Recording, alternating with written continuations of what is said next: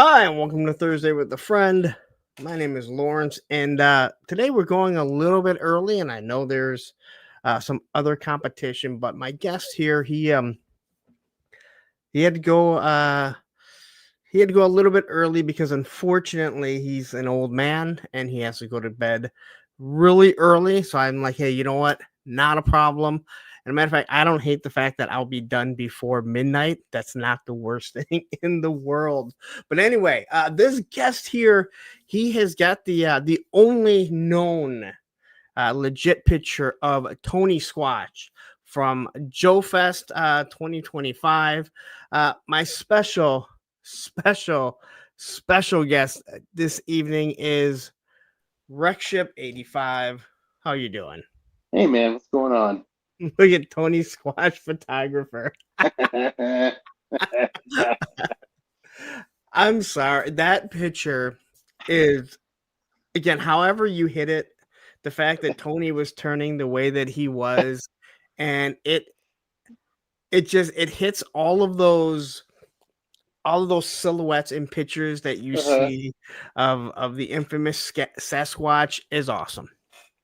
Yeah, I think it was at some point Saturday maybe, and I was just sitting at the podcast from the pit booth.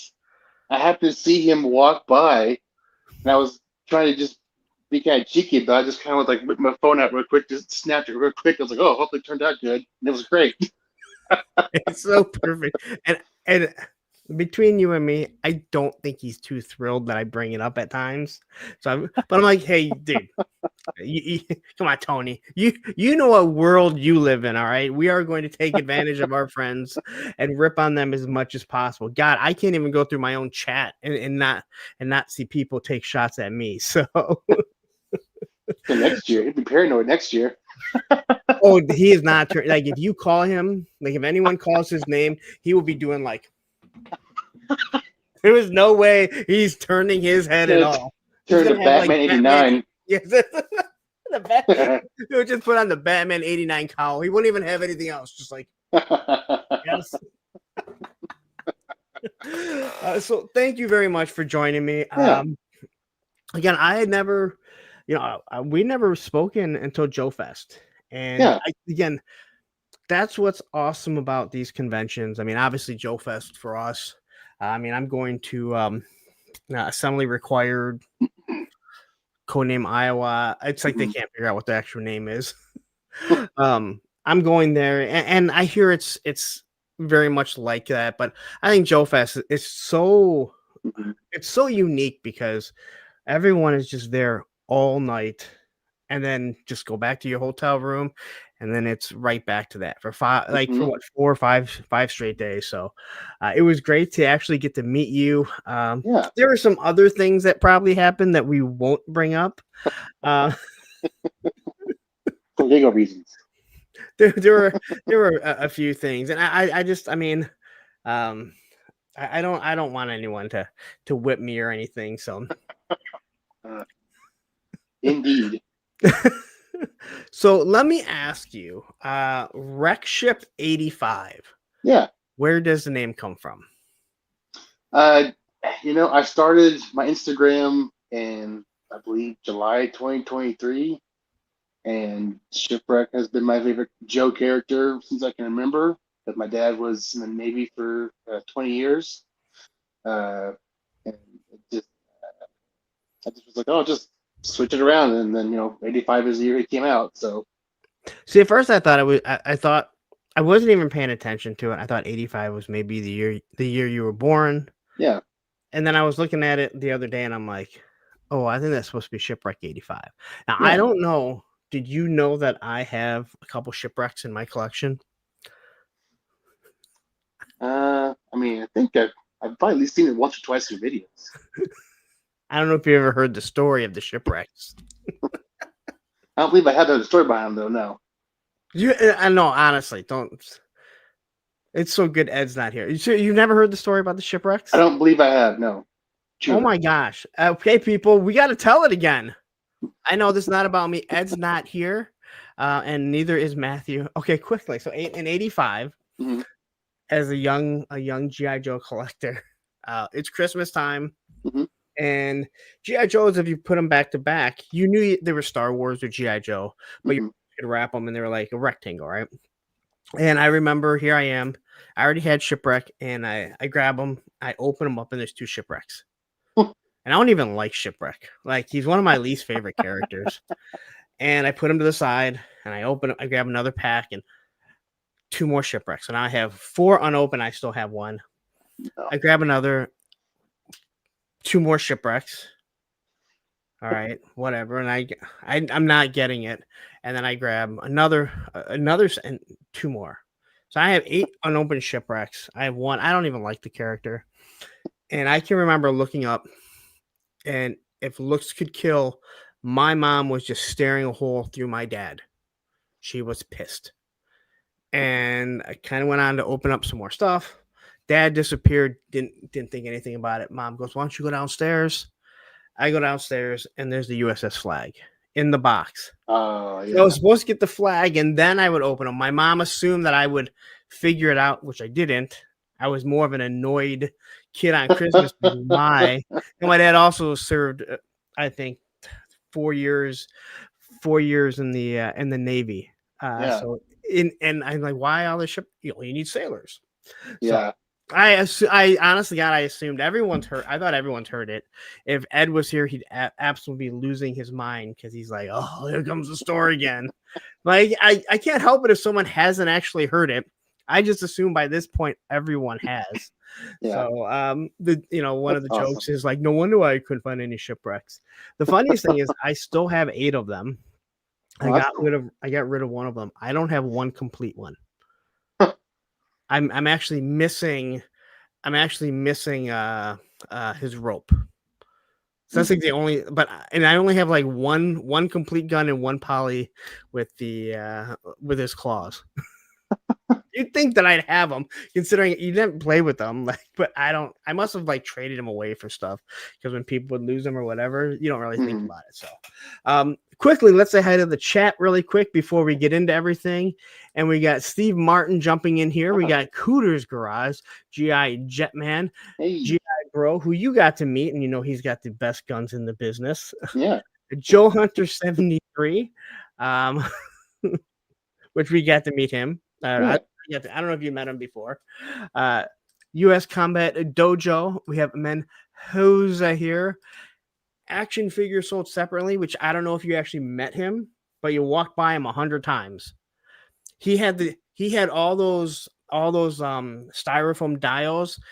Yeah, he's in the back corner there. Yep. Yes. Awesome guy. Yeah, Awesome guy. It was good stuff. And then Clint Jorgensen. So there's a lot of people that were actually at Joe Fest in here right now. Yeah. So let me ask you, how old are you? Do you mind me asking how old you are? So offended. No, I'm 31. I'll be 32 in a few weeks. So I'm a youngin'. So you're actually young. You're a youngin', but you're younger than I thought you were gonna be. That's at 85. This hair is natural. It's not dyed. Yeah.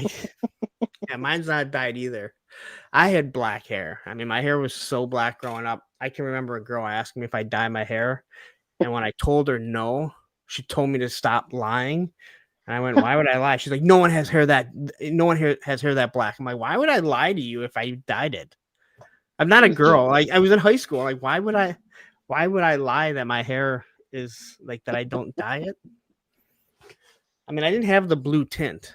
Like, that's when you know it's super, like when someone's dying. I'm like, you don't have the blue tint. Mm-hmm. Carlos has jumped in here saying, Punk, did you ever do any head swaps to get some variety out of your shipwrecks? No, because they didn't have the sailor caps. So that's why I was so excited when Heavy Armory did theirs. Heavy Armor. And I ordered 2 of them. Well, come to find out, there's lots of heads, but only 2 different neck pieces. One being white and one being black, and I can't put the black one on Shipwreck. So I put 2 different. Yeah, I put 2 different head sculpts on Shipwreck, and then obviously the black ones are on that buck.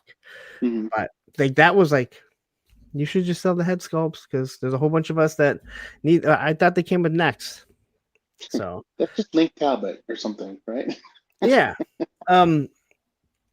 Okay. So do you mind me asking, where you grew up? What was your family life? Did you have siblings? Were your parents Yeah. together? Yeah. So I was born in Norfolk, Virginia. Like I said, my dad, uh, Navy man there on base. I was one of the lucky ones. We stuck around the Navy or Norfolk there the whole 10 year of his military career there. Um, yeah, my mom, dad were they stuck together. They've been together ever since they got married. I have one sister who's not quite 10 years my younger. So So were you like a Navy brat? Like, was he in like a Navy lifer or? yeah, he let's see, he enlisted in 80. I think I was it 85 or 86, one of the two. I think it was 85. Yeah, because he retired in 2005. So Okay. that's when we moved back to where they both lived from in Kentucky. Ironically, they both grew up here in where we live now in Louisville, and then he shipped off to boot camp, and then got stationed in Norfolk.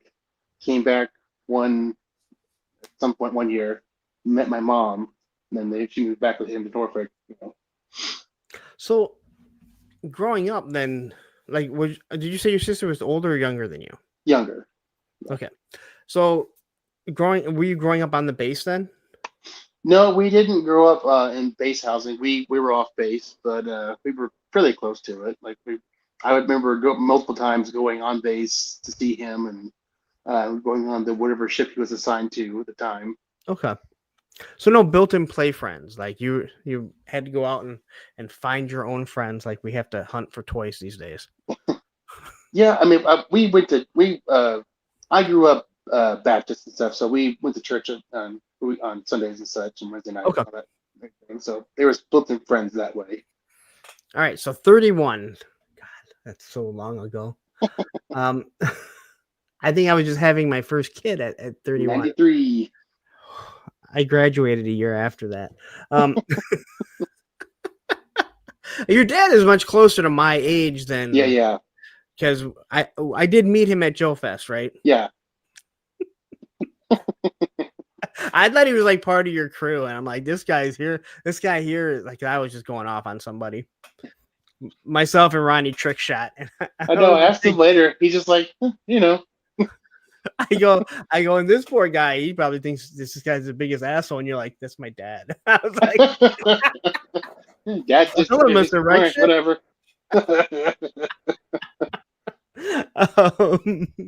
That was like the first time we really, I mean, I know we probably chatted, but that was like the first time sitting there for breakfast that we all chatted. And Yeah, again, you don't know how people are going to act right. when they see you, what their personalities are. You guys going to clash? And again, everyone should be able to get along, but then there's certain people, it's like, okay, you guys see how I am. And I may Yeah, be amped up a little bit on this stream, but I am what you get. What you see is what you get. And not everyone can deal with the way I present myself and act. sure. And you guys were with Ronnie, and some Well, people might think if we Ronnie, can deal with Ronnie, we can deal with anybody. and that's it. Like Ronnie comes off as like this very quiet, shy guy because he's with Shark, and he doesn't start shit like Shark does. But Right. man, when he gets under the skin, oh boy, he's going, right. He's going, man. He's a nipper. He'll nip your ankles, but I tell you what. We got Viper Scout jumping in here saying, "Hey, all." All right, so man, 93. Gee. So not the first toys you fell in love with, but can you remember like the first toys that you had as a kid? What you played with? Again, for me, I mean, for like my generation, your dad's generation, pretty much. Hot Wheels, adventure, the adventure Hmm. people, the little tykes. Can you remember like the first stuff that you played with that you? Yeah, it was dinosaurs. Like, there's a very infamous picture my mom has of me as a kid, just in our living room with every single dinosaur that I owned at the time, just set up on our living room rug, and I was like, "Look at all my dinosaurs, mother!" And again, like you come in, I mean, you're born Jurassic Park, Yeah. right? Like dinosaurs were everywhere. So, kind of like I would assume, kind of like the army men for us, little stationary guys. They didn't do anything. There's dinosaurs everywhere. Oh yeah. Um, and again, it's one of those things where you never have to like, you don't have to worry about them falling over, especially as a kid. Hmm. No posing, no stance. Yeah, it's just Uh, big plastic slugs. unlike army men who had a built-in stand on them. Hmm. People I did like army men, even though they had stands. We got 3-star draw jumping in here saying, "What up, Hey. Punk, Wreckship in chat? Didn't realize you were starting early." Yes, because Wreckship is Yeah. an old man Yes. and a 31-year-old body. So, as you start to get a little bit older, Yeah. and I mean 5, 6, what was the first toys you fell in love with? Was there a certain property I mean, you're coming in with, I mean, GI Joe's gone. I Yeah. mean, there was some GI Joe, but I mean, you're coming in with Turtles and X-Men, Hmm. Justice League Unlimited. Oh, I love Justice League. Um, so what was like the first stuff you remember falling in love with? Um, it's a good question. I want to say probably some superheroes to some degree was probably a good place to start. I would think there. No particular Batman. Yeah, that's what it is. Batman for sure. The Batman animated series. I had a ton of Batman figures, Yeah, see, and like, Batman animated series. I mean, it spread off. It had Superman, but mhm, that's where the whole Justice League and then Justice League Unlimited, like, it was all the exact same style. I believe they were all in that continuity also. yeah, And I mean, I love that. I mean, I enjoyed that stuff. And actually, when I met my ex, my kid's mother, her mhm, daughter was 5. Um, she was actually into it. So mhm, there was kind of that bonding, which is hard to bond with a 5-year-old early on, you know. yeah, But the fact that she was kind of a tomboy in some ways, yeah. but her and her grandfather would always watch Justice League Unlimited, so That's we'd watch it together. And I still have all the figures she had. Like they're all downstairs in a big tub of all these yeah, Justice League Unlimited. The problem is they don't even like those are ones you need pegs to stand because they have such yeah. crappy feet and they don't even have stands. um so you say Batman was like the first thing you really kind of fell in love with? Yeah, I really remember after dinosaurs, I really focused in on Batman and all the Batman figures. I had a good dozen or so of them, and I had one Robin. Remember that? And I also You don't need remember, more than one Robin. yeah, yeah. I also remember that I would always chew off the Batman ears. I don't know why. I'm always really chewing them off. I'm So sorry. all of my Batman just didn't have ears. I find it funny because I have a lot of GI Joe weapons that I Yeah. would bite on. The AK-47, I have a couple. Well, I know I still have one, but I've had more than a couple over the years Uh-huh. where I chewed the barrel because it does like a little squish. Yeah. There was a few other things that the lamprey's uh muzzle, the black Hmm. that. So I understand I understand it. I'll just say that. Evil Dookie Yeah. jumping in here.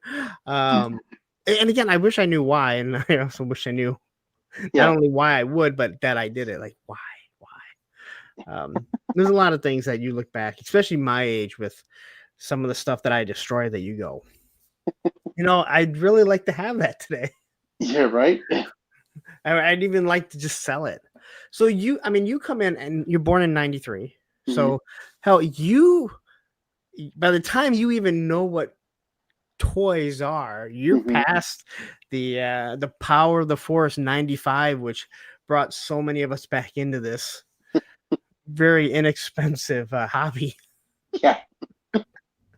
So as you're like 5, 6, you're in elementary school. What toys are you playing with the most? What cartoons are you watching? Hmm. Um. it was a lot of like just PBS typically. I think maybe some. I don't think Playhouse Disney was around at that point yet, but a lot of the Disney movies we're watching the regular. Lion King was a staple, I think, for me. Three star says, man, I chewed the nose off of my original X-Wing pilot, Luke Skywalker. Never knew why. Didn't chew on anything else that I remember. That's awesome. Again, like there's I something. think it's just a kid thing to just find something to chew on. Maybe I don't know.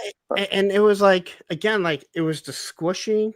Yeah, But you didn't really realize you. I mean, why do we chew on straws, right? yeah, I don't anymore, but you chew on straws and it changes everything, especially once you chew too much and you can't drink through it. yeah. Oh, Steve Martin says I chewed Big League bubble gum. Boy, isn't he fancy? You know, my parents were so rich they bought me GI Joes just to chew on the weapons. That's That's called a shipwreck for chewing. So yeah, I had so many shipwrecks. Man has like chew on this one.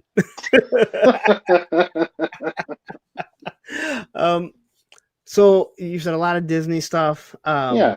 But what toys again, like I mean, what about Turtles? Like Power Rangers, like you were like right.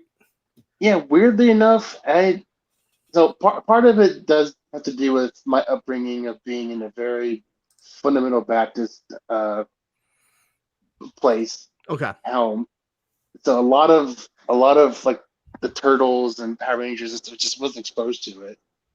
That wasn't a cult or anything like that in that sense, Yeah. but just there was sheltered, just put it that way. It was very sheltered from a lot of typical kid stuff of that time. But Dad grew up with superheroes and stuff, so that's how I was cool with superheroes and whatever else. It never got to Power Rangers, never got to Turtles. Um, my sister got the Turtles, funnily enough. But she was growing up for a little bit there. But yeah, never got any of those. Just then, let's see, early 2000s. It's when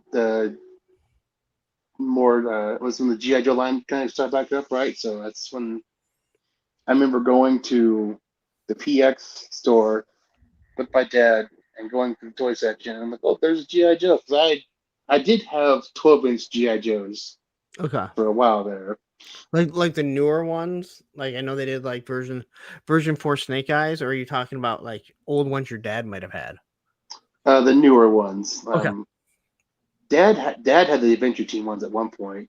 I think those the Hall of Famer ones. I think Hall of Fame, like Snake Eyes was one of them. I mean, they just basically, well, like the Snake Eyes one was version 4 Snake Eyes. Yeah. That's why it drives me nuts when people say that.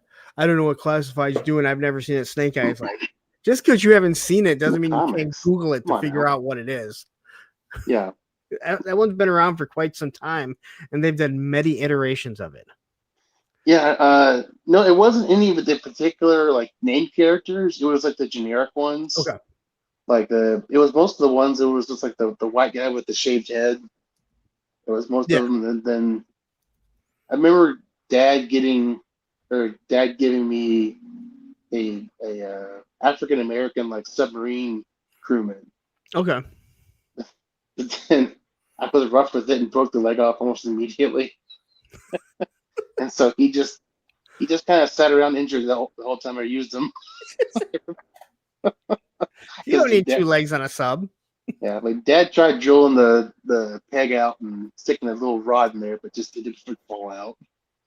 When you don't know how to customize stuff and you're trying to fix things, it's a nightmare. Yeah. We got HK Viper jumping in here saying "Hola," and then we have Tony's Fig saying "This sneaky bastard right here." Hey man. And we already talked about it, so you have to go back to the beginning of the episode to hear how he was able to get the infamous Tony Squatch picture, and how we think you're going to be acting next year at Joe Fest. Head on a swivel. Tony will never look back. Just like I said, yes. Did you call me? He's gonna be so in fear of getting that picture. um. All right. So you're going through elementary school. Hmm. Uh, you get into GI Joe, but like, I guess there was a lot of GI Joes. It was never the same again like the 80s. Sure. Because I do remember stopping at a lot of Toys R Us's, and seeing like the newer versions. I think they were called Hmm. was it the 25th anniversary or Yeah, that was like middle school for me. Uh, it's I got back into the 3 3/4 inch GI Joes, 4 inch, whatever they were. I yeah. guess I got into them at the tail end of GI Joe versus Cobra, and Okay. then Spy Troops, and then Val versus Venom. Then from onward there, The two packs of Valor versus Venom. Oh yeah, dude, Val versus Venom is so fun. Those are really bad figures, but I had almost all of I still do. I had bought almost all of them. That was like that was that time in my life where I was still living at home, Hmm. hadn't really become an adult yet, had a job that I thought paid good, so I bought them all. Hmm. Man, they were bad. I had fun. Yeah. Now, don't get me wrong, I enjoyed them because again, it was fun to get them, but Oh yeah. they Like were I've told a few people I would love to see a Swamp Rat from that line in Classified. It would be a great figure to do. Make them yeah. all gangly and whatnot. And again, when you have to say Valor versus Venom, Valor. because every time I hear Valor Chris, versus Venom. well, every time I hear Christopher Full Force say it, I think he's about to start talking about Valorverse because it comes off so quickly. Yeah. um, so that's what you're into in elementary school. You get in middle school. Are you still Yeah. like playing with toys? Are you collecting stuff? Yeah. I've collected all my life up to this point, for the most part. So once middle school hit, I had a few of the 25th, but then it kind of dropped off for me after that when the movies hit. For whatever reason, I think it's just because I didn't like them at the time. No I one still did. don't really like them now, but um yeah, I know Full Force will never talk about Oliver's. yeah. That's why it always like throws me off. Beast Battleground, my nemesis jumping in here saying another Joe Yeah. collector from my era. Oh yeah, me and B always talk about the good times. Well, I know when I had him on, like, it shocks me anytime that you have someone in your mid 30s. It shocks me anytime someone early to mid 30s that they're into GI Joe, but then I started thinking about going to Kmart and Toys R Us. There Hmm. was a lot of GI Joe. It's just not. It wasn't the same as in the 80s. Right. Same with like, and again, I'm not saying it's not the same as Meyer. I'm just saying like not Yeah. mass, Transformers and He-Man and GI Joe. Those are so prevalent and just prominent right there every time that you Yeah. walk there. And by the time GI Joe was still around in the late 90s and 2000, there were so many other things. And Turtles, let's be honest, Turtles had really taken over and still to this day are, again, they're Turtles never are going to die. It's turtles are a bunch of hussies, I tell you what. Yeah. And Transformers, and again, I'll say it again, like Transformers will always be around because how hard is it to convince a kid to buy a car? And then you're like, Yeah. oh, that car also turns into a fucking robot. Yeah, Hmm. that's gonna be hard to sell on that kid, isn't it? Yeah. Right. Until they try and transform it. Good luck. These new ones. Yeah. I haven't. Yeah. That's rough. Looks like it. And Krusty O'Crow jumping in and saying, hello, Wreckship, Hey. Punk, and chat. I'm listening. That's good. I'm glad you're not trying to read lips. um so as you go into middle school, you Hmm. said you're still picking stuff up. Yeah. It dropped off about the time the movies hit. And then I switched over to Marvel Legends for a good bit there. That Okay. was my main collection, uh, collecting thing there for a bit. Then I want to say the Pursuit of Cobra line hit, and that's where I kind of hopped back onto the GI Joe train for a bit. But to this day, I think that's one of the best modern lines for GI Joe. A lot of people say that. So I think it does a good job of. modernizing the characters while still making them feel like the characters that they were. If that makes sense. No, I mean, it's kind of. I mean, I think that's a lot what Classified does today, Yeah, where they're giving you something completely different, but at the same time, sometimes too much. I think giving you what we had as a kid.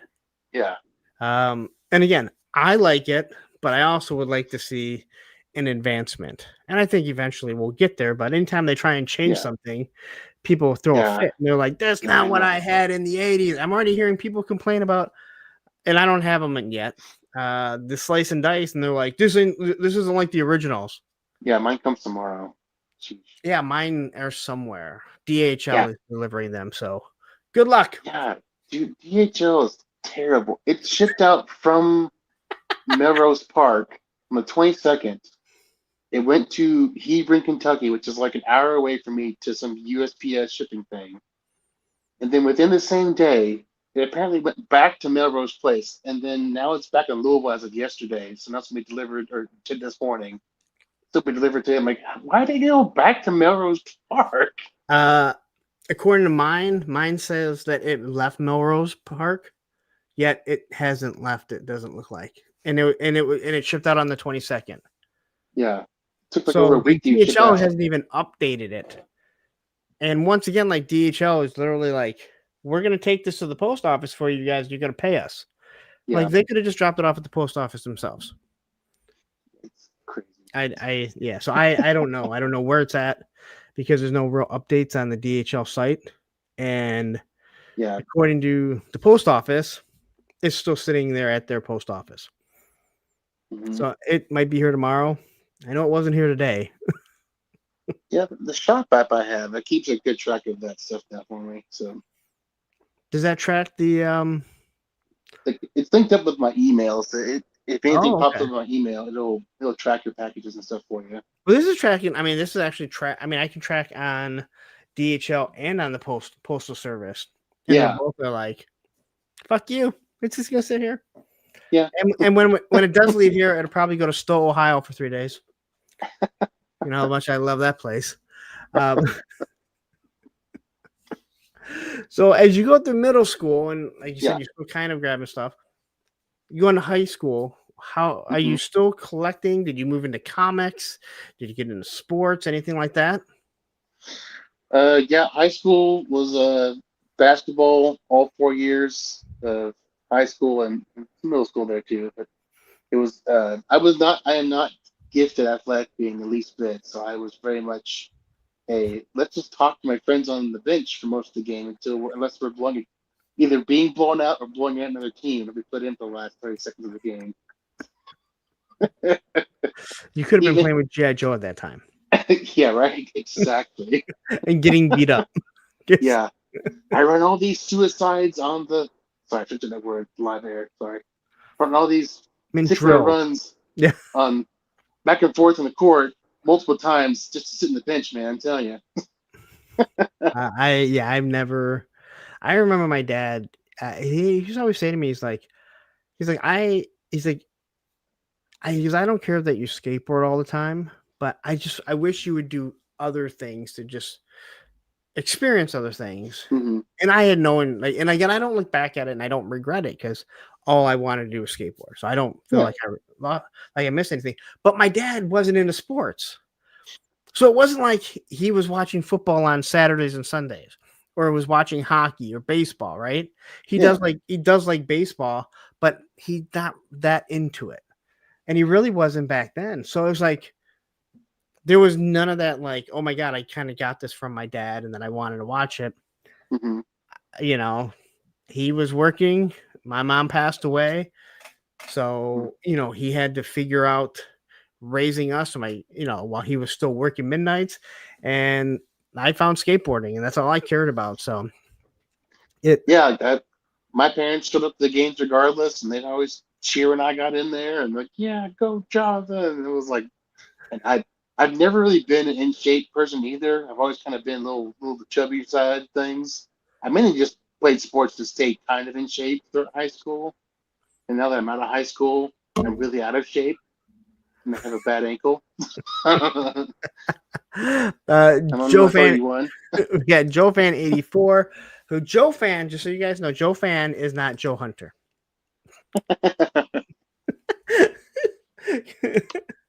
Just so you, at Joe Fest, Joe Hunter came up to us and it was super loud in the bar, and he walked away and we're like, "Dude, who was that?" And we're like, "I think it was Joe Fan." I'm like, "Yeah," he said his name was Joe Fan 84. And then the next day, someone goes, "Hey, Joe Fan's Joe Hunter." I'm like, "How do you know?" He has the shirt on. So we learned who they were. It's hard, man. Like, I mean, Sure. No, the I bars I will are, remember faces before I remember names. Honestly. yeah. Like again, I'm on live so much where if someone's like, it was hard to remember who you were. I've never seen you. I'd be like, you don't watch YouTube then? Like, Yeah. Right. I'm not even saying like it's not even like that I'm so popular. It's just like I've done so much stuff. I would assume at some point you were like, I hate that little asshole. But, uh, so in high school, like, were you reading comics? Were you collecting anything, or were you like, nope, that's kind of out of my wheelhouse now? No, in high school, it still wasn't really comics at the time. Um, I didn't have a job, so I didn't have money for comics. But that was also, when the MCU started, back 2008, up to the start, and then the Dark Knight trilogy was going on at that point too. I got really into the Dark Knight movie itself. Man, you're I so young.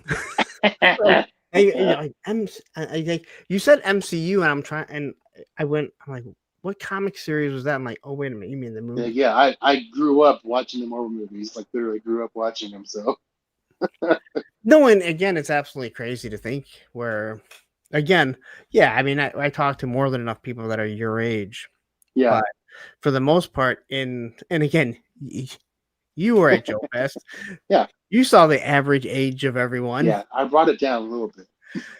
Yeah, you did. There was a few. There was a guy in his teens. There was a kid in his Yeah. teens. Um, not many. Let me check. There was a kid in his teens that wanted to be there. Not that his dad brought him. Yeah. On the bar graph is a little blip that says that's me, but it was me. We have podcasts from the pit. Hey, I'm Casey. assuming this is Casey jumping in. Great to have you. I know he's an old folky like you, and Hmm. he'll be going to bed really soon. um, so was there any type of music that you got into? Anything, or you just Um, it's on the radio and that's what I listen to? Honestly, it wasn't a lot of current radio stuff. I mean, I guess growing up, it was a lot of Radio Disney and like the Disney tracks and stuff. But also, like my father was real big into oldies and stuff. So I grew up on oldies and then also like gospel music. So So let me ask you this. yeah, Okay, well, you said your dad grew up on oldies. What yeah, is oldies for your dad? like 50s and 60s Okay. and 70s. So did you hate it growing up? No, like that was like I feel like I had a good relationship with my father, and I'd always looked up to him and thought of him as my hero throughout the whole childhood. And whenever he was into, I was into, and I was like, yeah, I'm doing this with my dad. We'd always, for a time there, on Sunday mornings, we'd get home, mom would make lunch, and me and him would watch the NASCAR race. It's like it's already started, or whatever. But we'd watch it until I fell asleep, had to go take my afternoon nap, because mom. And I asked because like my dad, he listened to Motown and the oldies and stuff like that. Oh yeah, Or yeah, yeah, my mom was into like, and she passed away in '89, but um, she listened to '80s music. My dad yeah, couldn't care. He couldn't have cared less about that. And I hated oldies because it was all that you heard. And then one of my friends growing up, when he would drive, he would listen to oldies, the same stuff. yeah. And I learned I hated it because it was like being in the car. And then as you get older, you start finding, and I mean, as I had my own car, I would find myself listening to oldies. Mm-hmm. And now I love like the 60s, especially Mm-hmm. Motown, some 70s. I love 80s music, but that's my generation too. That's why I was asking. So like Yeah, if my kids heard oldies, they'd be the 80s stuff, yeah. like Yeah. no, that's not oldies. Those are 80s.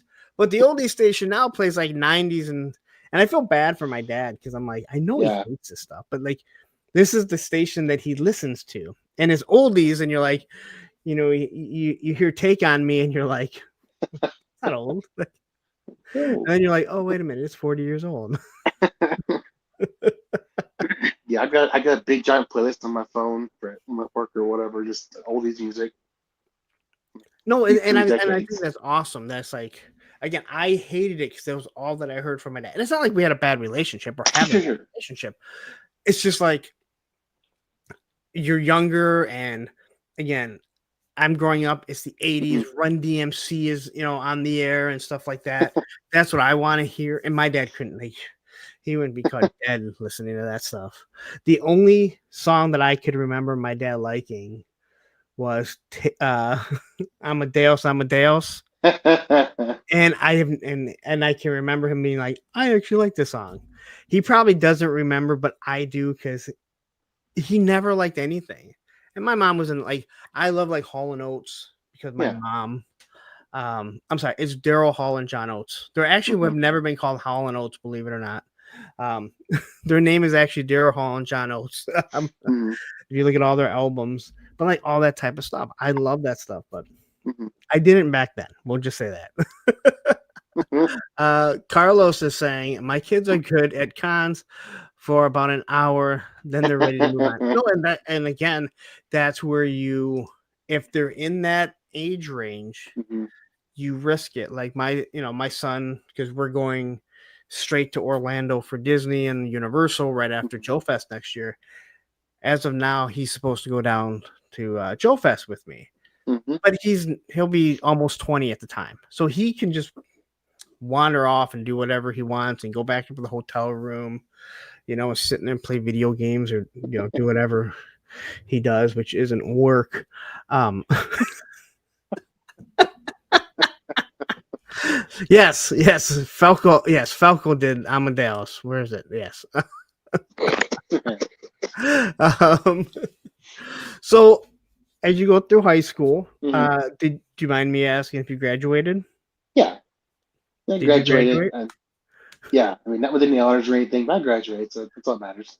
Hey, hey, I knew I didn't exactly. want honors because that would mean I have to give a speech, the commencement speech. Or whatever. I'm like, I don't want to do That's my daughter right now.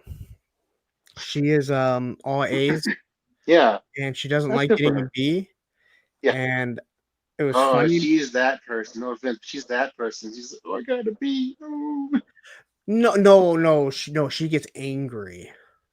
ooh, angry. Oh Yeah. wow. So it's funny because my son was like, he said something to her, and he's like, "Look at your grades, Olivia. They're perfectly fine. If I had all those grades," and she goes, "I'm not you. I want all A's. Like this is not pressure from myself Yeah. or my mother." And we had a friend growing up, and um he's a chemical engineer. Uh-huh. He used to. He's the manager now. He taught nuclear submariners what to do if there's a nuclear meltdown on their sub. Oh yeah. Now that's pretty smart shit. That's all. Yeah. And I can remember him being like that.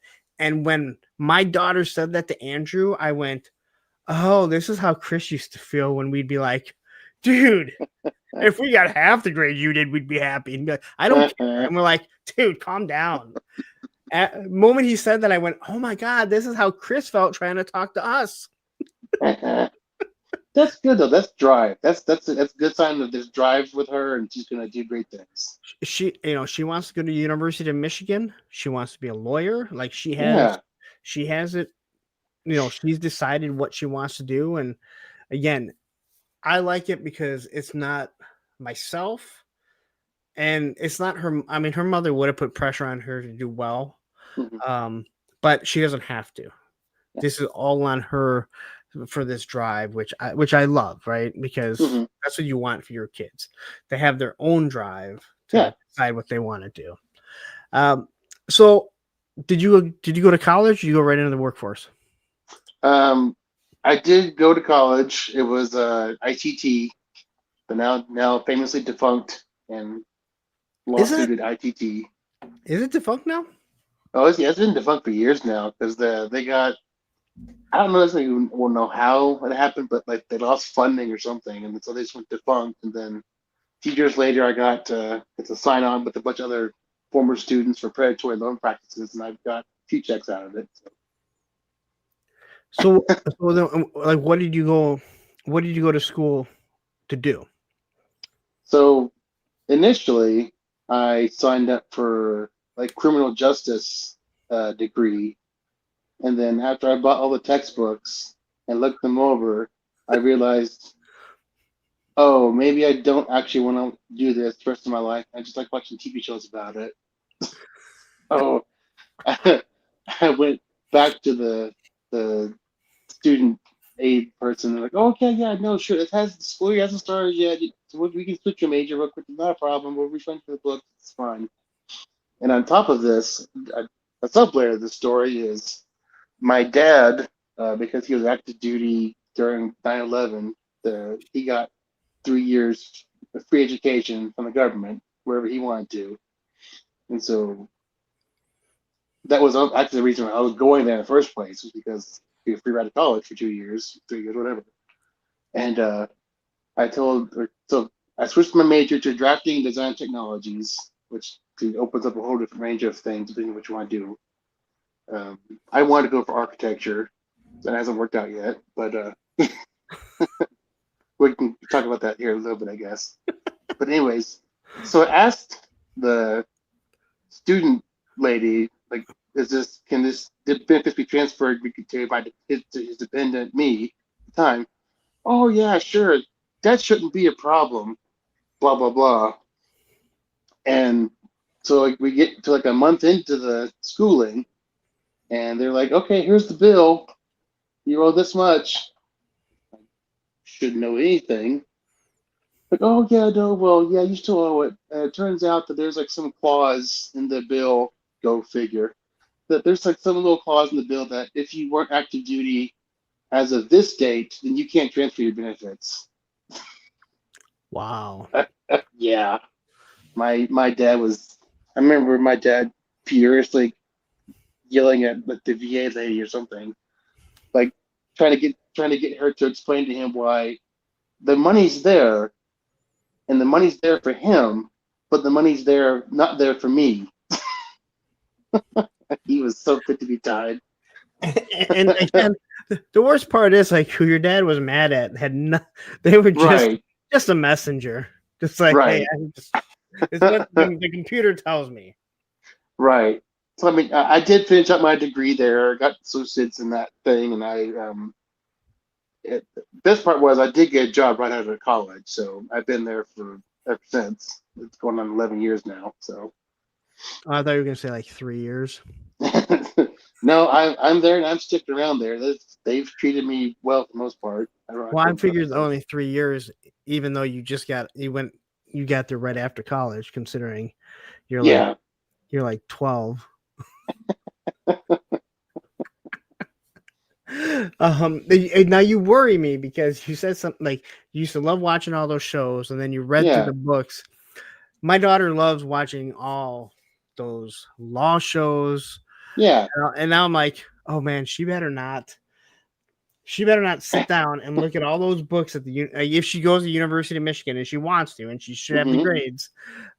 She better not be like, yeah, I don't want to do this anymore. Well, if she's got that drive, she might be able to do it. I mean, I know my brother-in-law and his wife are both lawyers, and it took them a little while, but they're both uh, certified lawyers in the state of Georgia, one Yeah, thing or another.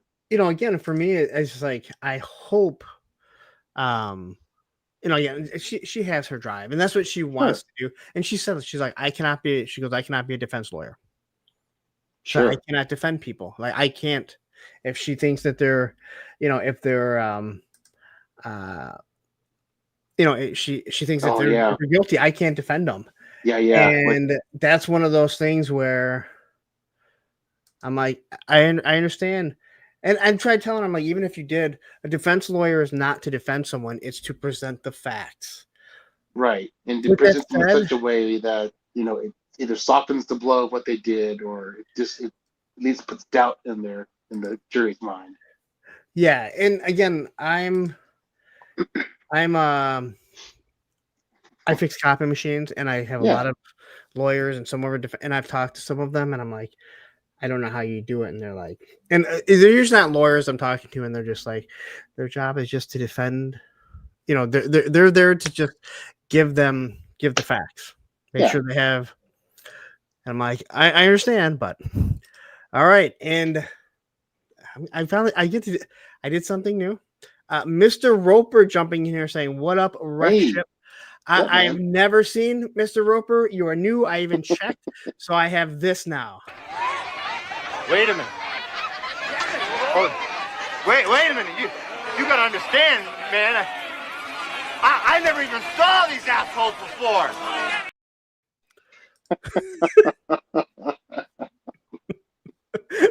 I'll probably be playing a lot of times when I say, "Oh, I've never seen you before," and then Matthew will be like, "Dude, they've been here like for the past 3 months," and I'll be like, "Man, Mr. Roper, great to have." I feel like I've seen you before somewhere, so I'm like, but anyway, great to have you.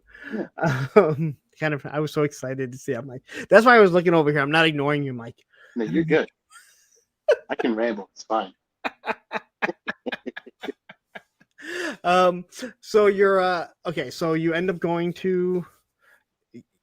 Well, let's talk about what you said you wanted to do, which is architecture. Yeah, And you said that didn't work out. But yeah. so I you mean, still are trying. no, I'm not trying anymore. Just because I'm comfortable in my current job Okay. at Charter Communications. It was a, a contracting company called Rainbow Design Services that worked directly with Charter, Spectrum Charter, whatever. But we got acquired by Charter directly a couple years ago. Okay. So I am a Charter employee, and you can give me all your hate. It's fine. Hey, I've been at my company for 24 years, and my boss and I were just talking about it. And there's just some people that I feel like it feels like they don't want to work there. And again, like Mhm. I can complain about this, and my boss has been there longer than I have. And I'm like, we may bitch a little bit, but for the Mhm. love of God, I've been here for almost a quarter of a century. It's not that bad, obviously, right?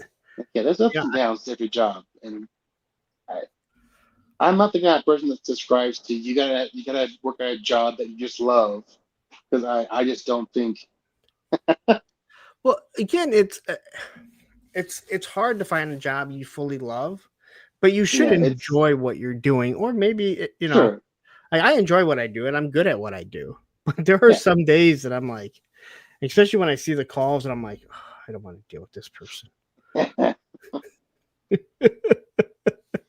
Yeah, I mean, so just get into this, I guess. Like basically, all I do is I am one of the designers for the equipment maps that the field techs will use when they go out to the poles, or you see the bucket trucks or whatever, and they're working on stuff. And we have a program that we use that has specifications for the equipment in the whatever market we're in, working in, that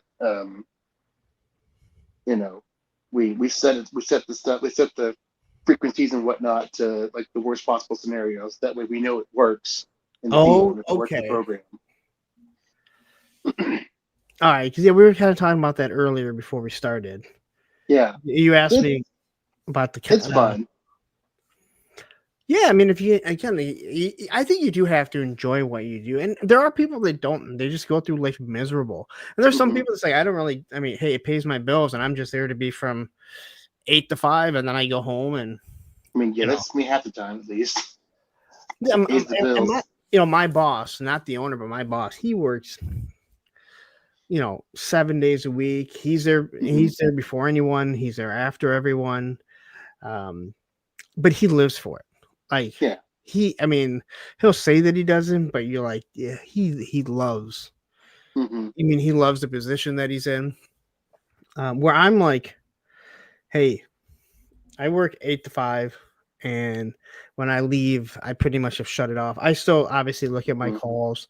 You know, if something happens, and there's nothing happening after, but if my boss has to call me, and we're friends, so Mhm. you know, if I have an issue with my computer, I'll message him. Hey, do you have a second? I gotta ask you something that what's going on here. You know, if I can't, you know, handle it. And then sometimes like I have to do some training in the next couple weeks just before I go to more training in the middle of October, which I'm not looking forward to. So it's like, and I even told him like I'm not looking forward to spending 3 to 4 hours doing Xerox training just so I can go to Xerox for a week Yeah. and be stuck there because I get so bored out of my mind. Um, I get bored out of my mind. I'm not. I have to be doing something or else. The distractions of everything that's happening, and you have Mhm. phone away, and I'm Oh, not I good. absolutely take mini breaks all the time to work. But yeah, it is one of those crazy things. But when you have a job that you like and it pays the bills, you know, Yeah. and again, there's a huge difference between having a job and having a career. Yeah. Again, I think a lot of people they still have jobs, and because they're always looking for the next thing to move to, and that's fine. I mean, if you know, and then sometimes you have a career that you're at forever, and then there's some things like this guy, Toy Optics, who he has a career as a cameraman, but he's has to, unfortunately, due to his profession, always be looking or looking for something else in that industry. Yeah. Um, but it makes it good that he's free on Tuesday, so Yeah. at least for now. Um, so as you graduated, you go to college. Mhm. Um, when did you get back into collecting, or did you ever really get out of it? I never really got out of it like totally. It probably dwindled a little bit during college just because you got limited money. You work in Yeah. a retail or fast food job, and you got enough money to cover your car insurance and your gas, and that's about it. So yeah, so you're still collecting. I mean, you're still picking stuff up. And Yeah. now, when you get into, I mean, again, you're at that age. You're starting to date. I see you have a ring, so I'm assuming you're married. Yes, sir. How does that go? How do you approach someone that when you're trying to court them Hmm. and you have to explain like, hey, I also collect toys. Is it something that you're upfront right away, or do you just kind of like wait? I mean, I think I was pretty upfront with it. With my wife, she's right over here. She's ignoring me. Yeah, no, my wife's a big nerd too, so it Okay. helps. And I told her up front, like, hey, we got a house. When I move in, I'm gonna bring all these action figures with me. Like, it's like, all right, whatever. Now, A did she couple know years, how?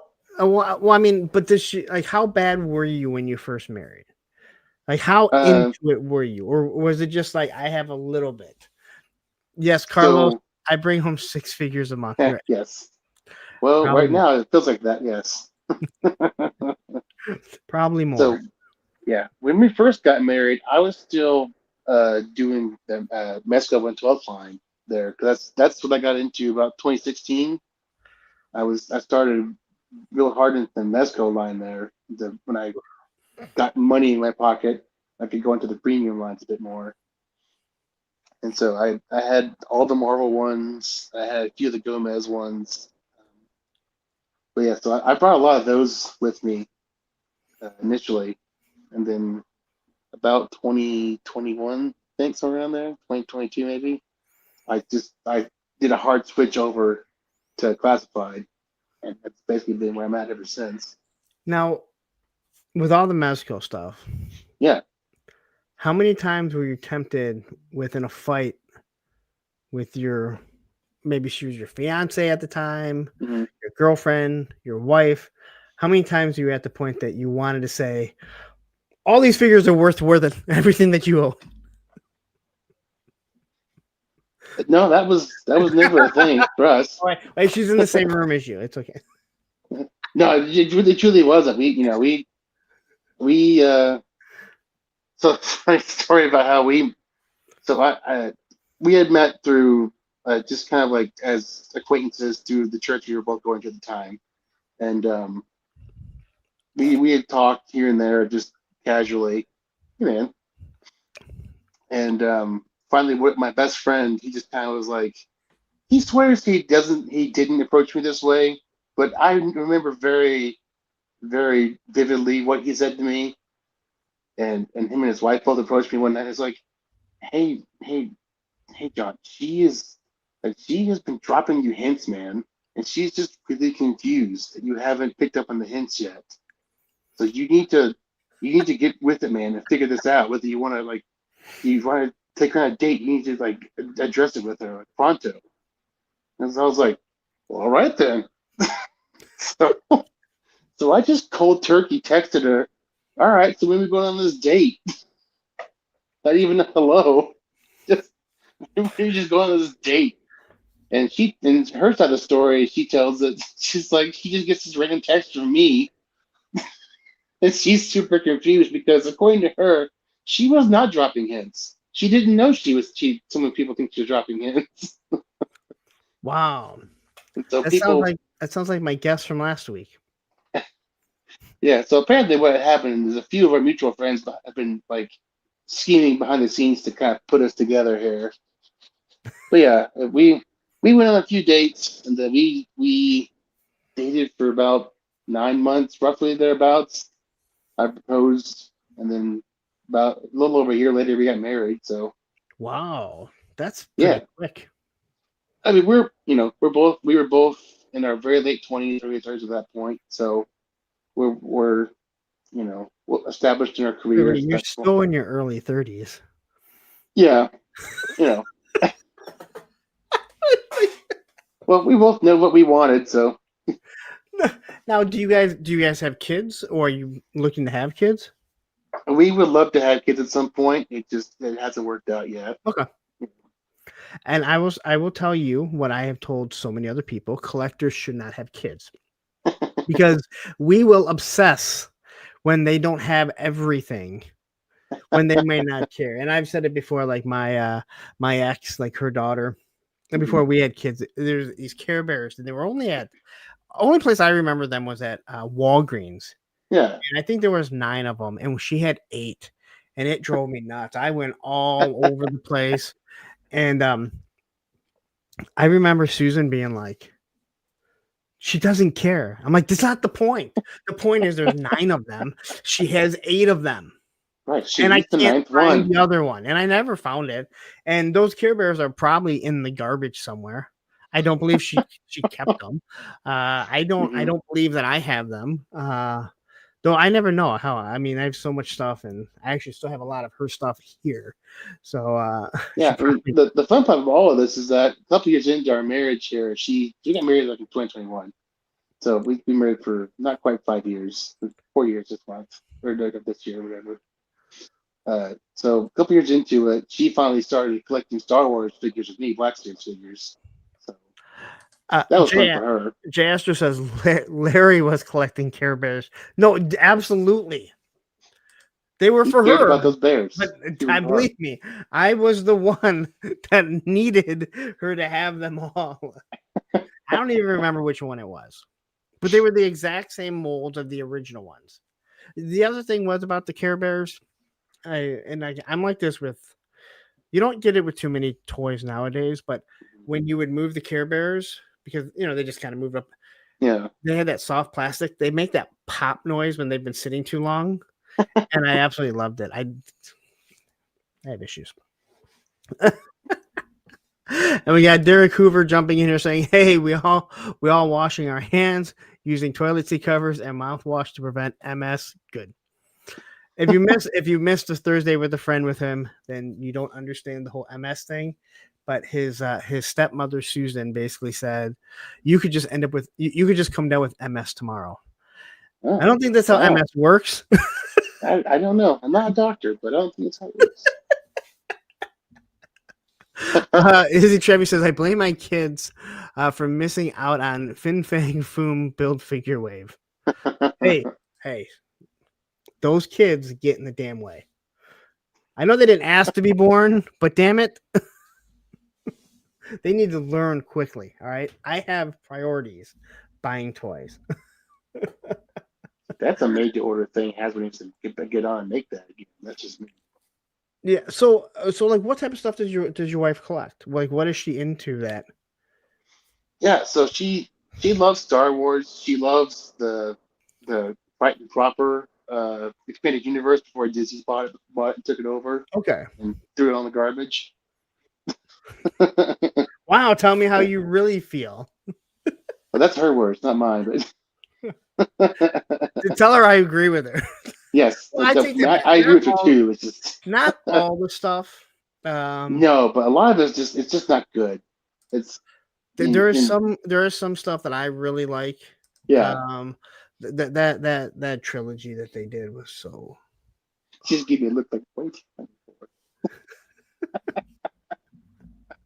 I mean, they have made people love the prequels that hated the prequels before. Yeah, and again, But I actually did like them, to be honest. But yeah, it's worse for her because there are points of the new Disney stuff that they've been putting out where she's like, wait a minute, that was in such and such book that I read, and they're just taking it and using it for their own purposes. How dare they?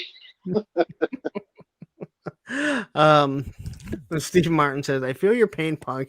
I had to get my son the entire Teen Titans line 1 year because I want him to have a complete set. And that's exactly what I'm saying. Like it drives us nuts.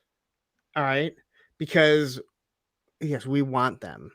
And Teen Titans, okay, I don't care what anyone says. Teen Titans Go is an amazing show. Olivia and I used to watch that like crazy. I know people hate it because like that's not how DC is. That's not what the Teen Titans were like. Oddly enough, Olivia is actually messaging me right now, commenting on stuff from Instagram. I can just see it keep popping on my phone. But no, yes, yeah. We again, you'll find out if you have kids. You're gonna be like, it's gonna be something so stupid too. Mm-hmm. It's gonna be something so stupid, and you're like, I need to have the whole collection. Exactly, they did. Yeah. Hopefully, it's not a McFarlane thing because then you're screwed. I'll teach my kids better than that. I'll train them better than that. Bad. These are bad. They suck. So what are you collecting? What is your main line of stuff that you collect? Yeah, so I very much am into the classified line. I have most of them, save for a handful of ones that I just like Tiger Force. I only have Wreckage on the rest of them. I don't have the Hiss Tank or Rattler or a Snow. I'm not going to get a Snowcat. I don't have every Troubadour at this point either. I have dwindled off a bit over the past year for all the figures, but I have a ton of them. They're in the other room over there. I have a couple Moff-X figures, and then I have Casey from podcast from Fit there. He got me into the Delta 17 figures. I have all of them. Well, luckily they're not pushing out a whole bunch of stuff. Yeah, not yet. They're going to push out some more hopefully next year, maybe. We'll see, I think. There's some more stuff coming. There's exciting stuff. Yeah. I talked to Ken last Friday, and we talked about a few things for It's exciting what they're going to do here.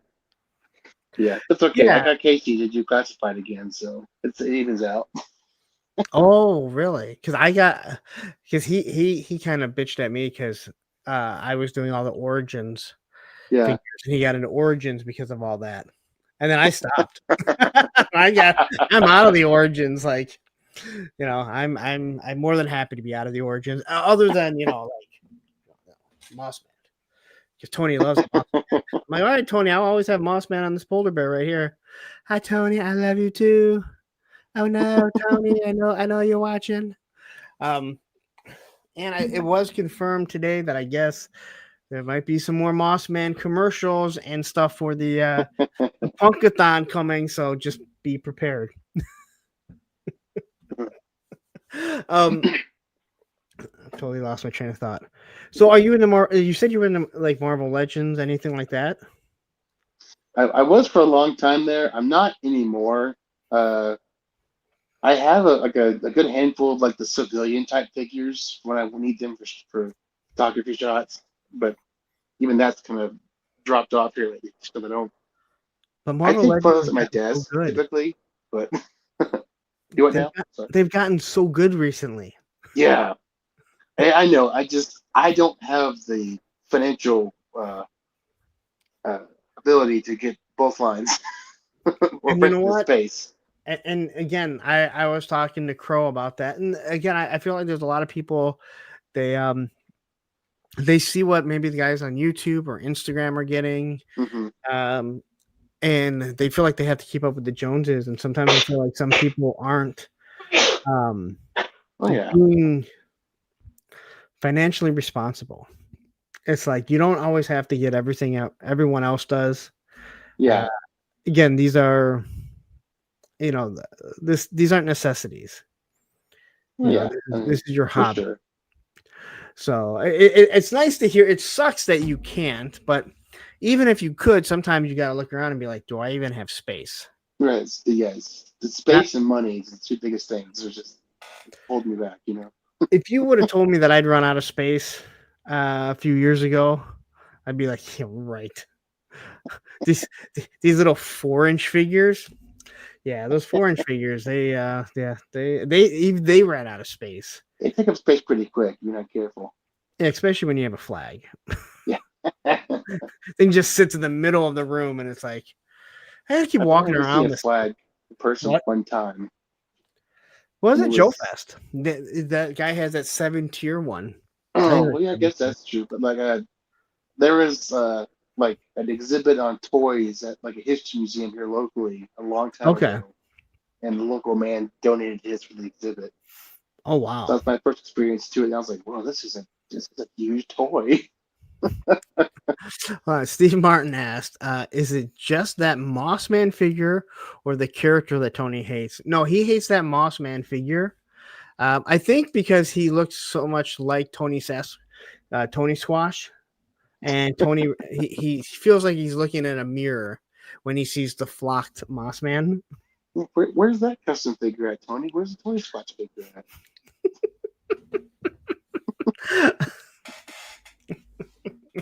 He does not. I don't think he really likes that. I don't think he really likes that picture. Probably doesn't help that I love. He's like, you really like that picture. I'm like, it's awesome. You look like Sasquatch. You're turning around like Sasquatch. Don't get me wrong. I will not be turning around either because I don't need to be caught in that picture. We're all gonna be like, yes. Did something So you're collecting classified and you get some other Yeah. stuff, but let's talk about your photography because you have some really nice photography that I Oh, noticed. thanks. When did you get into photography? And like, are you just using an iPhone, or are you actually like this guy Toy Optics, who is, I mean, he has his cameras out. Like he'll like in our chat, Yeah. he'll send like the background picture, which I love. That's why I do it. And I don't, my photography is not great, but I always like to show, and that goes back to Emerald Knight, who would always like give like everything that he uses, and I think that's Yeah. awesome. Yeah. I just use my iPhone. A lot of times it'll be just uh, the figures I take with me to work. I'll just set them up at my desk. Sorry, and like there's like a ceiling light that shines down right on top of them, gives me a good enough light to just take a picture of them. And then I have a few different photo apps, and I have a this is gonna be controversial. I have an AI photo generator thing for the backgrounds. It's just for the backgrounds. But I'm not talented enough to find backgrounds myself typically. We never use they never use any AI photos for the Circle of Jerks. I don't. I know how some people feel about it, and I get it. It's just, I'm not like making money off of anything. It's just for fun, man. You know, that's my thing. Because I for don't me, it's have a just, huge problem with AI generated stuff for specific things. And again, yeah, when you come to like the the backgrounds and stuff. Again, like Yeah, you said, it's you're just not. generic backgrounds. I Yeah, don't see a problem with it. Like, I have, and I apologize to anyone that I'm about to offend. I'm not really apologizing. Again, I don't. Not that I dislike you. The people that do the AI movements. yeah, Oh my god! Like if some people were posting them and being like, "Oh my god, look how bad this one is," I'd be like, "This is pretty cool." When they're yeah. posting them and you know they're like, "This is awesome," and you're like, "What the fuck? How did Polly turn into fucking popcorn?" Yeah, some of them are really interesting what the AI does to it. Like there's that knock knock app, whatever it's been a thing now. I've messed around with it a bunch now, and it's better than what I've typically seen from other AI motion app things. But it does require you to like just have very simple instructions, and it's clearly pulling from like existing motion videos of some kind to make the motions with your figures. I'll send I'll send you this one after this chat here, the stream. It's there's a feature there you can ask it to make an AI sound, and I didn't know what was going to happen with that, and it doesn't know how the human mouth works, what sound it makes. So I'll send it to you after this, but you're gonna laugh your butt off. It's so funny. Payne's toy samples are jumping in here saying, "Hey kids." Um, now, can any of the AIs that you know produce a proper way to use a whip? I mean, if the guy's holding it, probably if you got an indie figure, probably could. You probably can do a certain motion if you put the right instructions in. That's I'm glad because I hate when I send um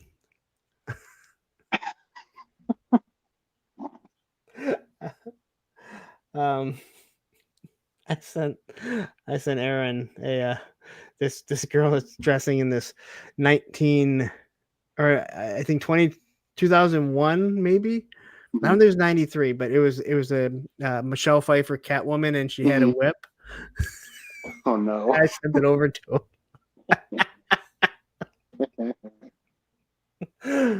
I'm trying to remember to send it over to you. I'm sorry, this is jokes for two. and for Ronnie Trickshot if he's listening. So was last year your first Joe Fest?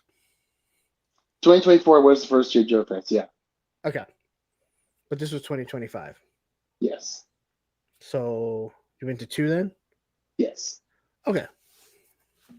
I don't Yeah, remember. I heard about it in 2023. By that point, it was way too late to get a hotel and my money together and whatever else. But so I just planned for next year. So Okay. So you were there for 2024. yes, Okay. yeah, Did with we a meet? with a friend that I'm not friends with anymore. But it's a whole other story. I'm not get into it. I'm not. I don't ambush. I don't want to talk Oh about no, people it's that we can talk about that after. There's no reason yeah. to bring up bad things. Okay. So did we meet at 2024? We did actually. I I said hi to totally you, and remember. you said, "Oh hi, I'm Punk, and here's a sticker." That would be me. Yeah. What's funnier is I also met Tony separately. That Joe Fest 2024, and he even like looked me up right there on the spot and followed me at Joe Fest 2024.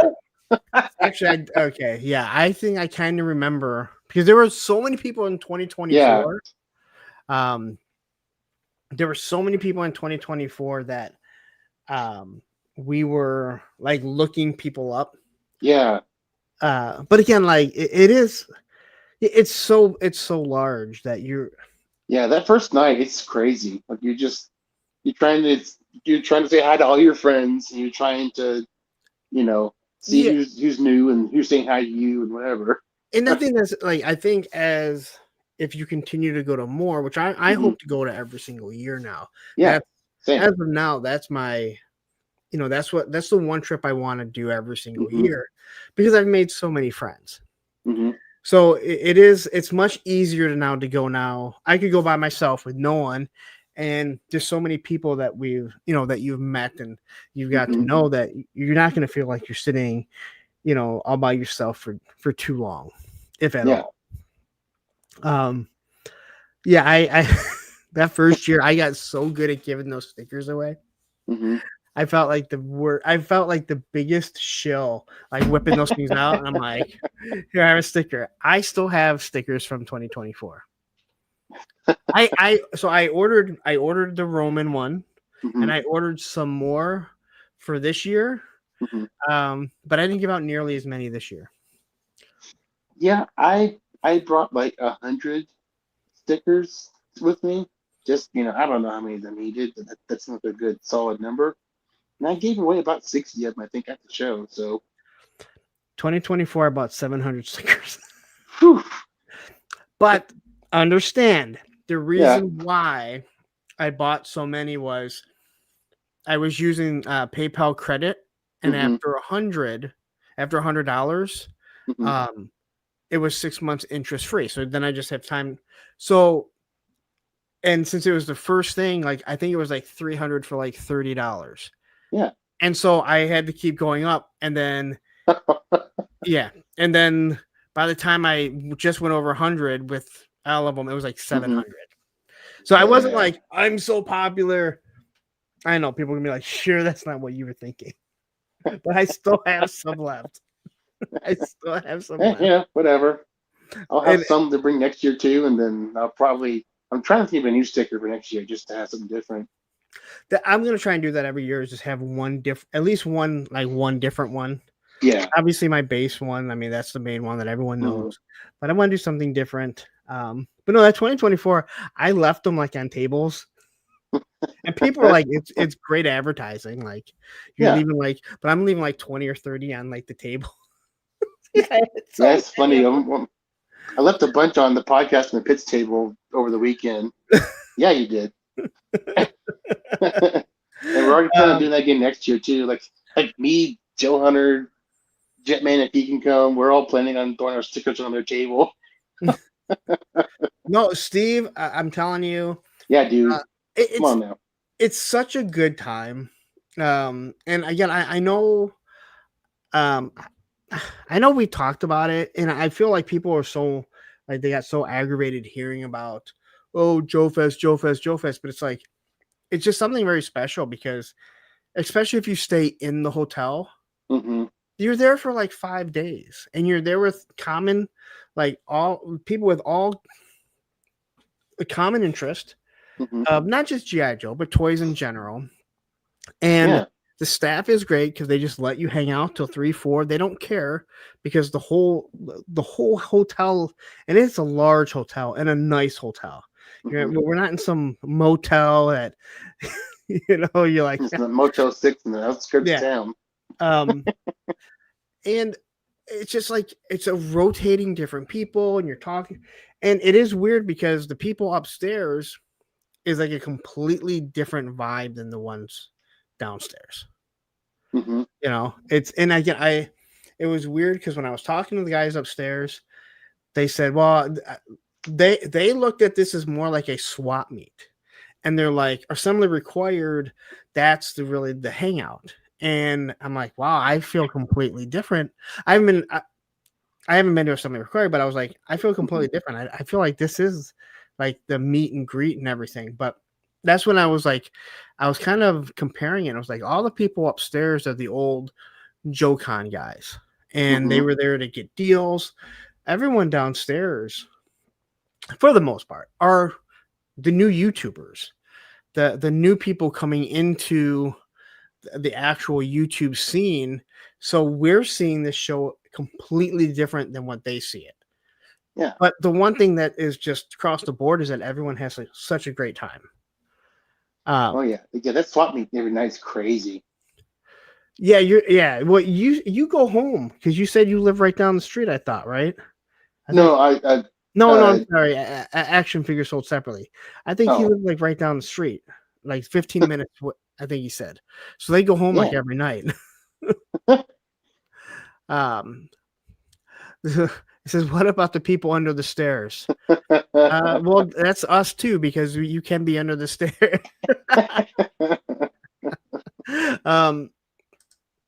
So how hard was it to get your dad to go? Not hard at all. I just said, "Hey, you want to go?" Like, all right, let's go. No. Ashes on the hotel. Now, did he have a good time? Oh, he had a great time. Okay. I think he really enjoyed talking to Aaron too over at that seafood place. Did he just say that? No, like he genuinely meant he enjoyed talking to him about Australia and stuff, and just he's fascinated by talking to a real Australian guy, and they talked about the Navy, I think, and different things, but. And so Casey says Joe Fest is about hanging with your friends first, toys second, and that's why I make Except for Friday night, if you got exclusives, you gotta get there first and then have friends. Well, yeah, well, I mean, you get there. I mean, it doesn't take that long, right? I mean, no, it doesn't. I know Ed and I talked about. I could pretty much get everything I need on Friday and then be done. I technically don't have to buy anything else. I bought a lot of shit. I'd be lying if I said I didn't. Marauder's Gunrunner's booth, make the Marauder. Oh my gosh, it's so easy to just make a bunch of them. But there's a reason why. Like, I go down on Saturday. I've done it for the past 2 years. I'll probably do it again this year, or 26. And I do a walkthrough, and that takes about a half hour, 45 minutes. I go down. This year I went down as the vendors were opening. I'll probably do that again right around that time. I liked getting there I like being there before they opened, but not everyone has everything uncovered. But I don't want to make content. I want to hang out with these people because if I didn't have an aspect of where these are friends of mine, this is a work vacation. This is a work trip for me. And yeah, I'm going to talk to people, and afterwards, then yeah, maybe it would be great because it'd be great content. But for me, I have no real interest in setting up the tripod and talking to someone for 15 minutes about their product and then moving on to the next guy. You know, it's great. I'm glad other people do it. And God bless you if that's what you want to do. But me, I'd rather sit there and hang out with you and Tony and Darren and all these people that like I get to see once a year. Yeah. And again, it's fun. It's cool, but to me, this is a vacation for me, not a work trip. Yeah. Even the trip down is fun anymore. At least for me it is, because I get to hit like 3 different Buc-ee's on the way down. I didn't go by any. I didn't see any on the way down. Not the way that it took me, because it didn't take me straight down 75. I cut over in Ohio. And then I think I came down, is it maybe 71? So then I came down. Now, the first year I came down 75, and I know I passed by Buc-ee's, and I will be sure to hit Buc-ee's either on the way home or on the way back next year, because we'll be leaving from Orlando. So I know there was Buc-ee's on the way. We have Crash jumping in here, a member for 25 months. I cannot believe I've had memberships that damn long. And you get a fucking Phil Collins. Poor Phil Collins.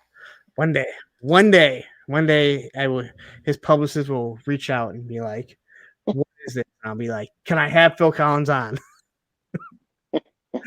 Cancel anyone for Thursday with a friend, or Monday or Tuesday. I don't give a shit. And I will tell him what fucking Phil Collins means.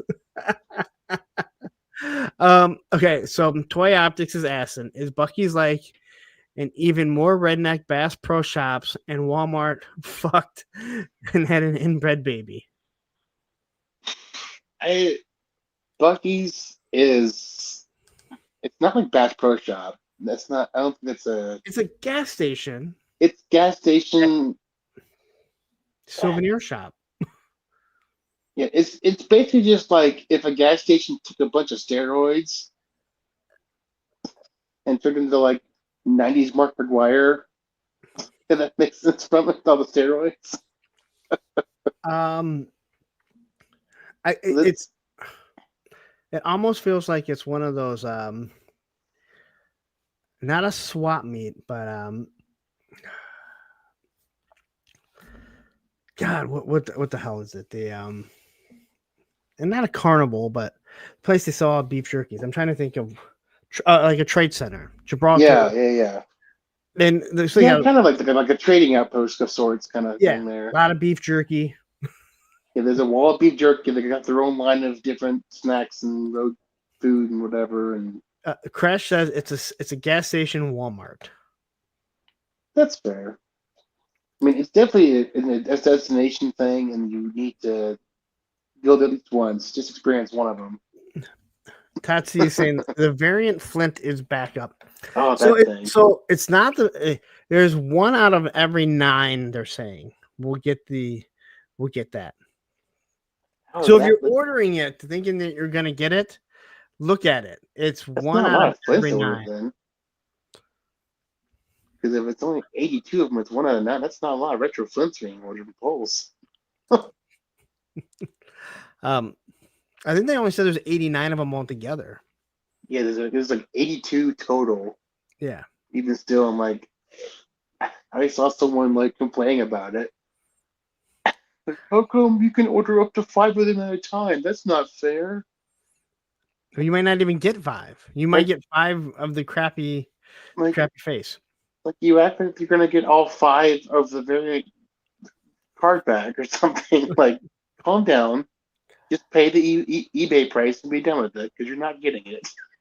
Okay, so Derek says, "Oh, Lawrence, it's much more than a gas station. It's Wally's Mirror Fuel Stop." No, sir. I don't know. Honestly, it's a gas station, but it's more about like the store itself than the gas, to be honest. Yeah, and I haven't gone there, but again, they found a way to make a gas station where a lot of truckers will stop or whatever, and just to bring other truckers aren't allowed there, actually. What? Truckers are not allowed in Buc-ee's. Oh, really? Yeah, they're like an infamous thing to them. But truckers don't like Buc-ee's because they can't park their stuff there. Oh, I had no idea. Okay, so it's truckers have a reputation, first around some places, to be kind of gross and to drop their piss bottles on the ground once they got their trips, among other things. So I've heard. But I mean, to me, it just seems like somebody they said, "Hey, let's just make a very large store in the gas station that's going to bring people in, and let's turn it into an event." Yeah, something I didn't realize. Action Figure so simply said they have a terrible toy section. I mean, it is a gas station toy section, so what do you expect? But they have Funko Pops. They might. I'm surprised they don't honestly have like a Buc-ee's Funko Pop yet. Sure, they're working on it. I bet if you go there, you'll probably find one. Find something close to it. 7-Eleven has them. I mean, listen, if they made like a 6-inch like super buff Buc-ee, I would totally buy it. I don't even care. You know about the 2024, right? With the Buc-ee's. So we were doing the panel for Mega J, and it was Sunday, and it was the panel was like right before they closed. So I think like 12 to 1, and the show closed at like 2, I think. And so here we are, and I'm sitting there. So I'm at the back, and the panel was actually where the panels were this year, but it was faced differently. Yeah. And so I'm sitting there, and I see someone, they walk by, and they have that Buc-ee's outfit on. And I was just fucking dumbass, man. And, walks away. And here I am, like, we finish up, like, hey, let's go down on the floor. Let's walk it. Maybe there's something else we want to get, or just say goodbye to everyone that we might not see. And I'm walking down the steps in the back there. And then I see this stupid guy wearing the fucking dumbass Buc-ee's outfit. And I'm like, God, this is an idiot. And then the idiot's walking up to me, and I'm like, I fucking know that idiot. And it was Pop there.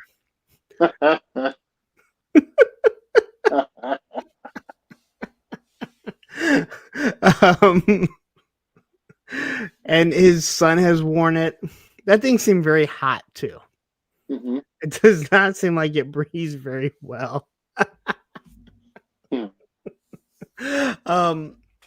But no, yeah. So I have not gone to Buc-ee's. I am interested just because. Todd C says Pop loves beaver.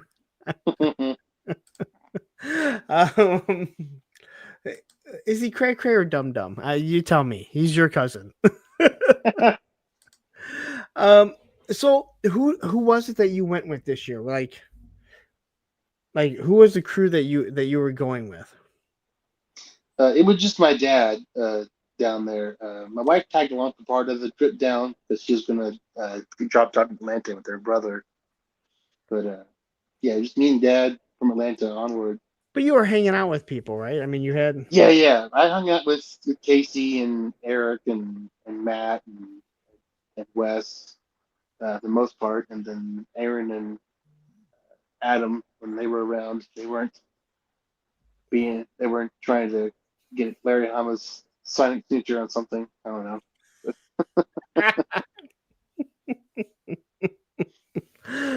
Adam is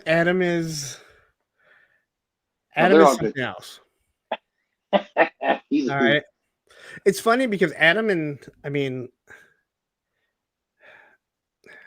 Ronnie are so different, yet so alike. It's very funny. Yeah, like Adam is more like in your face. Mm-hmm. Like he's going to do a stream. He's going to. I've told him, I'm like, dude, you're an asshole. Like you go looking for it. No, I don't. I'm like, bullshit, you don't. All right. He's an instigator, but like, yes, very he's much in your face about instigating it, and Aaron is instigating it from like behind Adam. Ronnie's a sniper.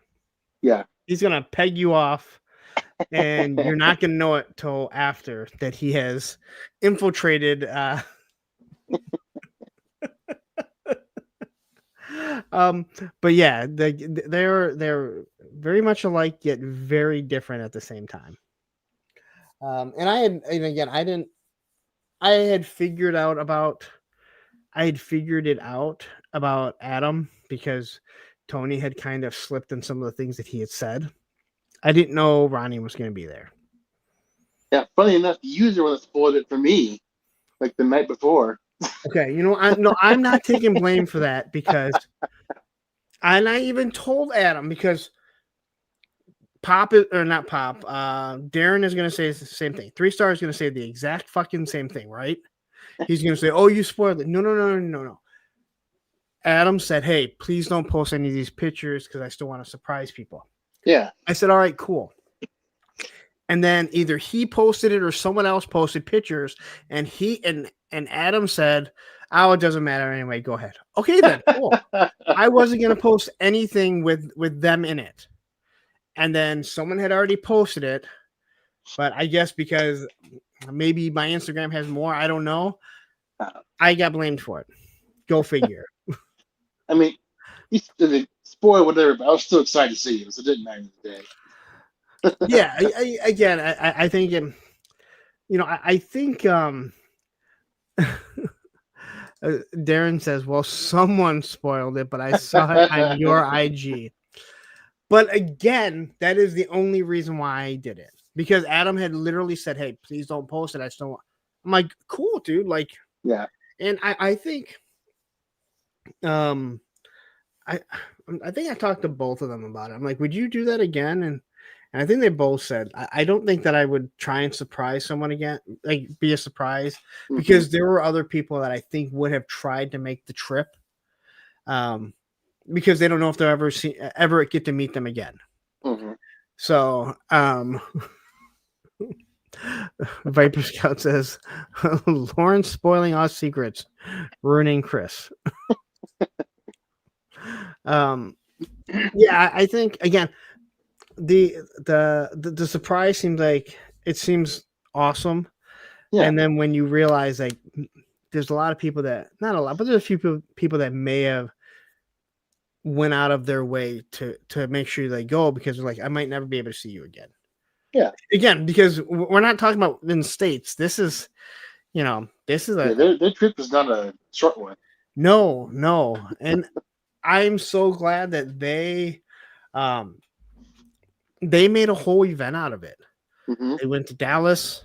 Uh, they had a layover there, so they went to a Rangers game, and then on their way Yeah, back, they hung out with Matson, so they got to meet him. yeah. So, and look at this, Baldy fucks review saying, "I'm not telling you anything anymore." Hey, I for the record, I have been told many secrets, and if someone says I can't tell, I don't spill those secrets, man. I'll just say that. Like I know so much shit. And that's cool. I'm okay if people just want to tell me, and if they say, "Hey, don't say anything," that's how eventually down the road you get inside information on stuff. Mhm.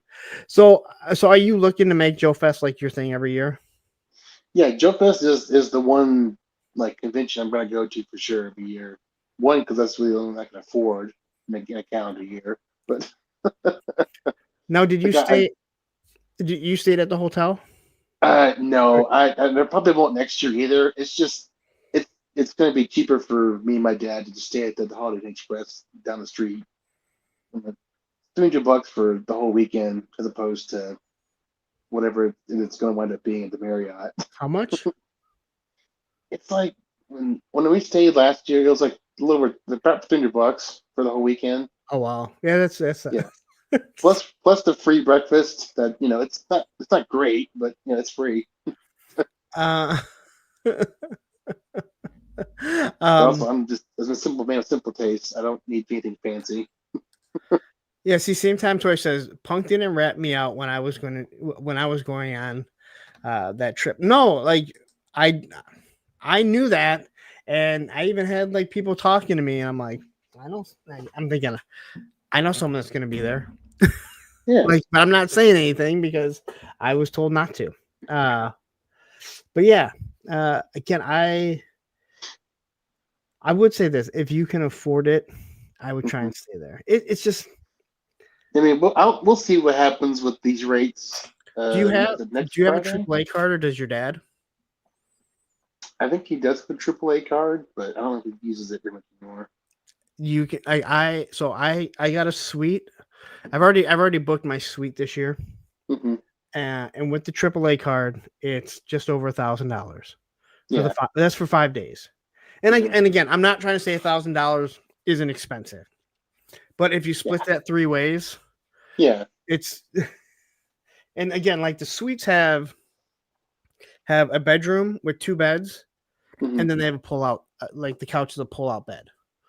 So we had 3 people in there, um, which I think worked out perfect.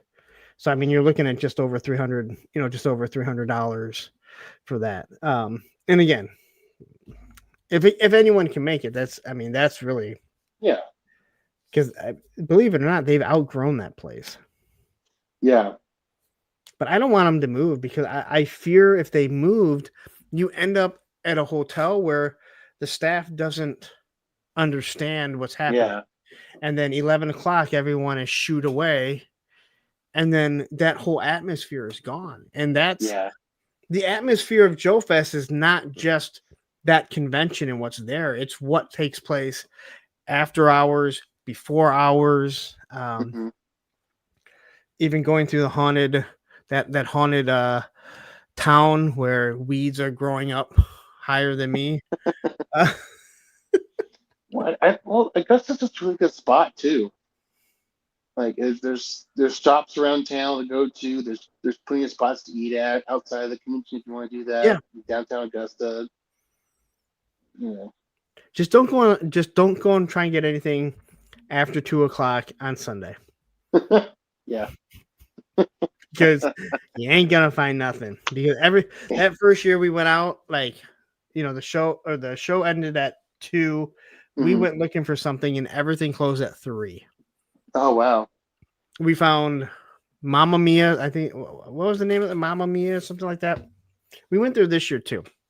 Mhm. Probably go there every single year. It's good Mexican, but like there was nothing open. Hmm. And we walked into a place and like, oh, we're closed. And we're like, is anything open? And they're like, no. And then it was like, oh, it's the Bible Belt on Sunday. That's unusual. I don't know why they would close early on Sundays, but Todd C. I'm big in my heart. So we lots of people become the small spoon with me. Taco Mama. I will never get the name right. No matter how many years we go there, I will always say Mamma Mia's. I know it. I'm like Mamma Mia for a Mexican restaurant. All right. But yeah, it's again, it's such a good time.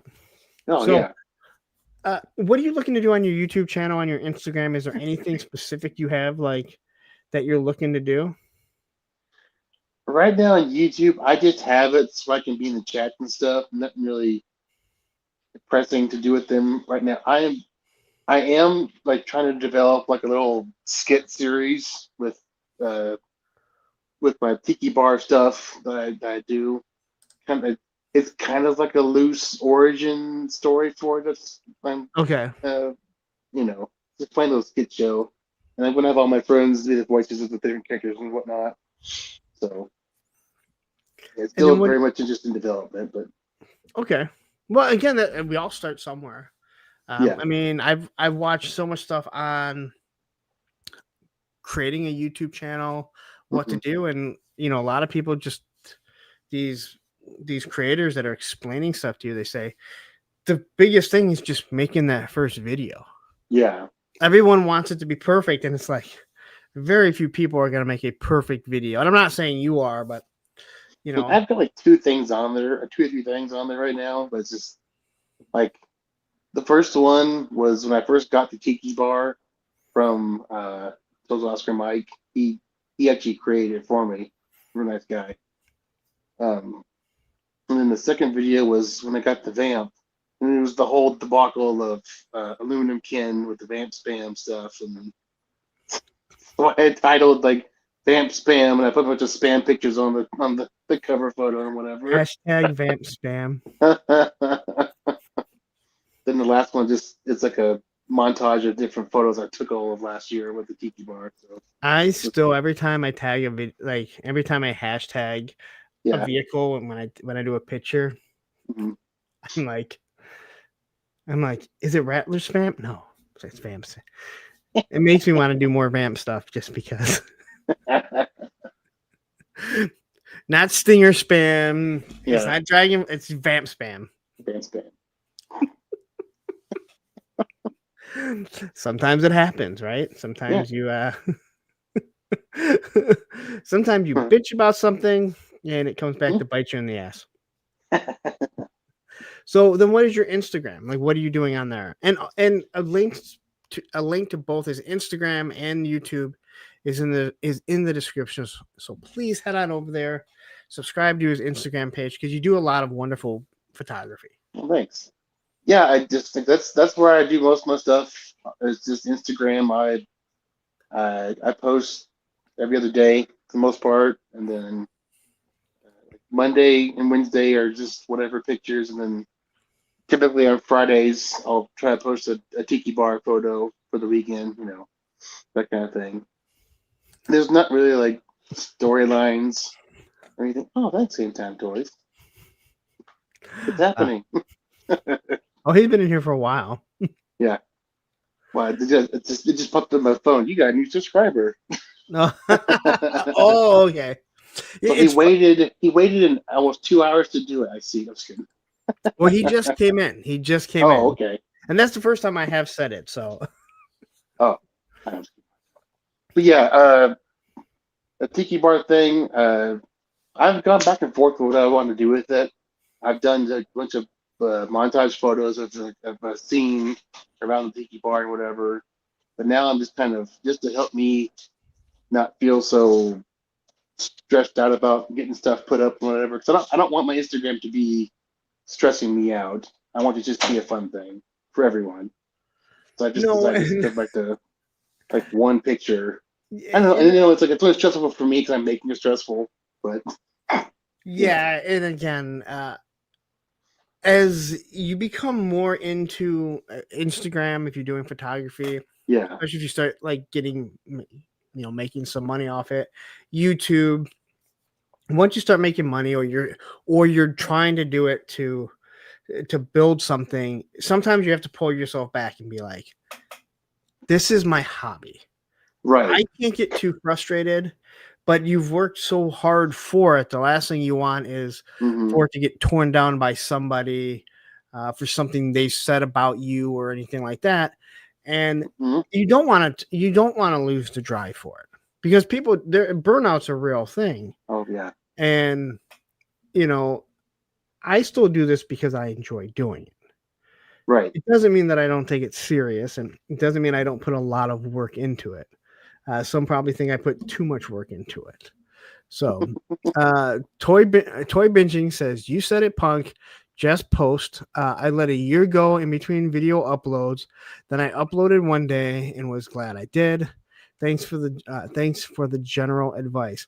No, it's absolutely true. It's one of those things where, again, it's really easy for it's really easy for people to be like, oh, next week, or I'm not going to do it.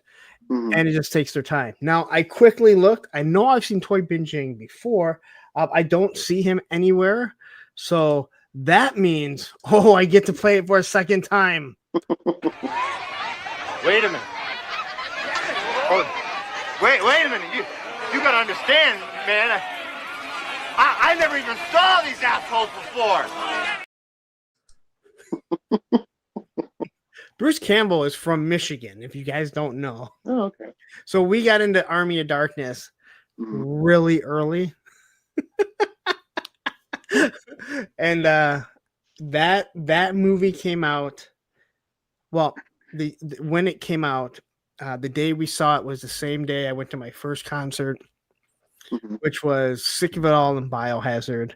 So it was an amazing Friday night, or Friday all day.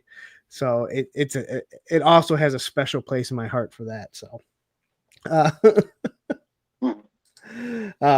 but anyway, but yeah, again, if you want to do stuff, I just say, especially if you have a vision. But yeah, when something becomes something like this that isn't your job, and it doesn't make you doesn't pay your bills, you don't want to get stressed. I remember my dad used to he had a running club, and he did a newsletter once a month. And I remember asking him, like, why don't you try and make money? He's like, once you start making money, it no longer becomes fun. I don't fully agree with that, but it depends on what it is. If you can make money passively, it can still be fun. But I think that you have to actively make money on it, and it stops being fun. Yeah, and that's the biggest thing. Like for me, I'm able to. It helps pay for the hobby, which is fun, which is good. If it ever get to the point where it's like I need to make content because I don't work a 9-to-5 job anymore, and it pays the bills, that's when you stress out, because you're like, I need as many eyes on this as possible. So, but it seems like you're starting to get tired. You're rubbing your eyes. It's just allergies. I'm actually okay now, really. You what? I'm actually fine. It's just allergies are real bad. Because we started early, because you said you've been waking up early, putting in a lot of overtime. You're like, I got to get ready for Joe Fest. I need to make this money. Yeah. Maybe those were your exact words.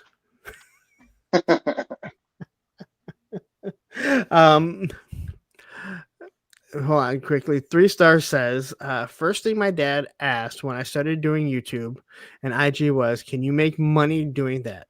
Not likely, Dad. Not likely. Well, with all that said, I had to tell my son, hey, those people that you're meeting online, they're not your friends. They're online people. You're never going to meet them. You don't know who they are. You can't make money on YouTube. My best friends are from fucking YouTube now. No son of mine is going to be a YouTuber. I mean, yeah, my best friends are from YouTube. And the worst part is my best friends are guys like Tony and Ed and those guys, and they're assholes.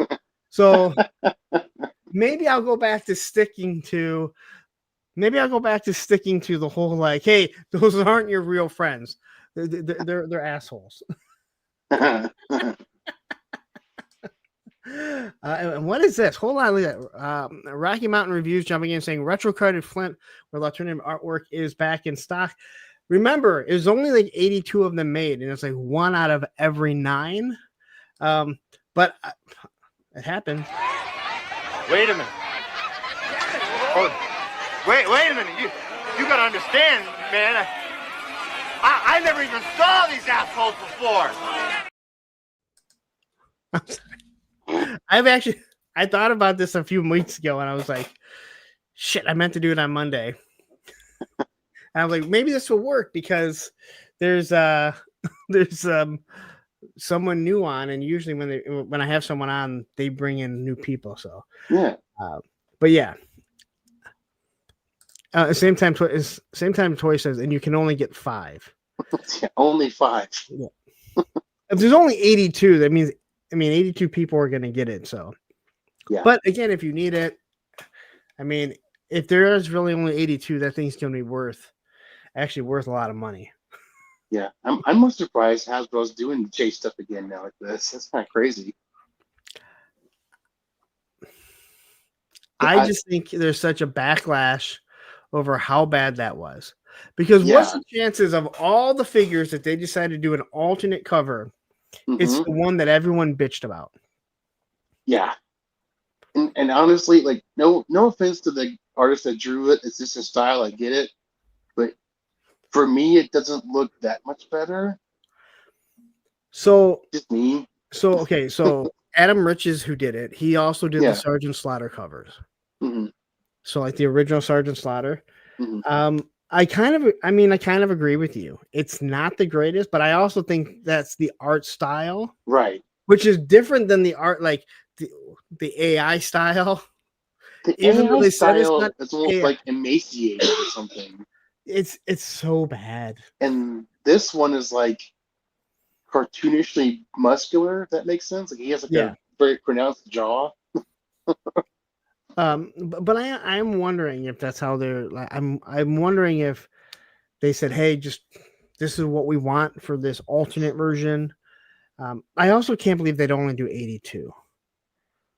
It's probably more so of like, let's make sure to point out it was done by a real artist this time. Yeah, well, yeah, they can't argue that because Adam Riches has been known. I mean, he's done a lot of the Super 7 stuff. Yeah. So he's not going to sign off on it unless if it's something he. And I'm assuming they said, "Hey, this is what we want," or maybe they said, "Hey, do whatever you want." You know. Carlos says, "Are they going to start treating card backs like variant comic covers?" I hope not. Nah, I mean, I've gotten more than I expected I would get, just because I wanted the updates to the characters, but And they're going to keep updating the characters. Of course. But there's a lot of characters they need to update. They need to put out a good Baroness. Mm-hmm. You know, I mean, yeah, the one that came with the Rattler, but again, who bought the Rattler? Those are the only people that have it, unless you're buying it on eBay and you're paying much more than $30. That's the crazy thing. Baroness technically hasn't had a regular release yet. We were just talking about that on Tuesday. Same with Breaker. I'm like, Breaker hasn't. You can still find it pretty easily, but still. Like, but he's only come out twice. Right. Yeah, Baroness is like 5. It was brought up if you count the movie Baroness, which I don't, because that was something, even though it is numbered, but it's not what people are looking for. You're right. All 4 versions have been a The first one was with the coil cycle, coil, and then second one was retro, the Walmart retro card. Third one was the Crimson Strike team, which and is then a fourth really one, good figure. yes, I Like, have that one. That's the best one for me personally. I mean, I do think the Rattler one is better, but not by that much. And again, all they need to do is another Baroness mainline with those arms that came with the Crimson Strike team. Yeah, just give Brandon's double jointed elbows. Not that hard. But Uh, Brandon is. Yeah. Well, again, we will get Flash and we'll get Grand Slam. I mean, they've already created Flash's weapon. Yeah, Flash is for sure though. They're all coming. I mean, they are taking their time for specific reasons. I'll be genuinely surprised if by the end of next year we don't see all three of them. Yeah, because you don't have that many left. Yeah, it's just those three, like Flash, Grand Slam, and Zap. And I can see Zap and Flash being another 2-pack, and then Grand Slam being a deluxe with like a jetpack. Well, Flash and Grand Slam are going to have the same buck. Right. For the most part. I'm sure they'll probably alter something a little bit, but they're going to have the same buck. Yeah. And then short fuse. Well, short fuse and short fuse has different. His weight loaded bear or his whatever it Secondary. is. Yeah, that should be the same as Zap's. Yeah. So I mean, they have it all out there. And I would expect you to get a green shirt shooter. Yeah, that'd be cool. You know, hopefully with better feet. With no more tennis shoes. Untied tennis shoes. Well, Airtight will come, but Airtight is not the OG. Like, yeah, Airtight's a weird one too. It's like this is the last one from '85, right? That they haven't done. Kind of weird. And I honestly have not looked at what figures from each wave have come out.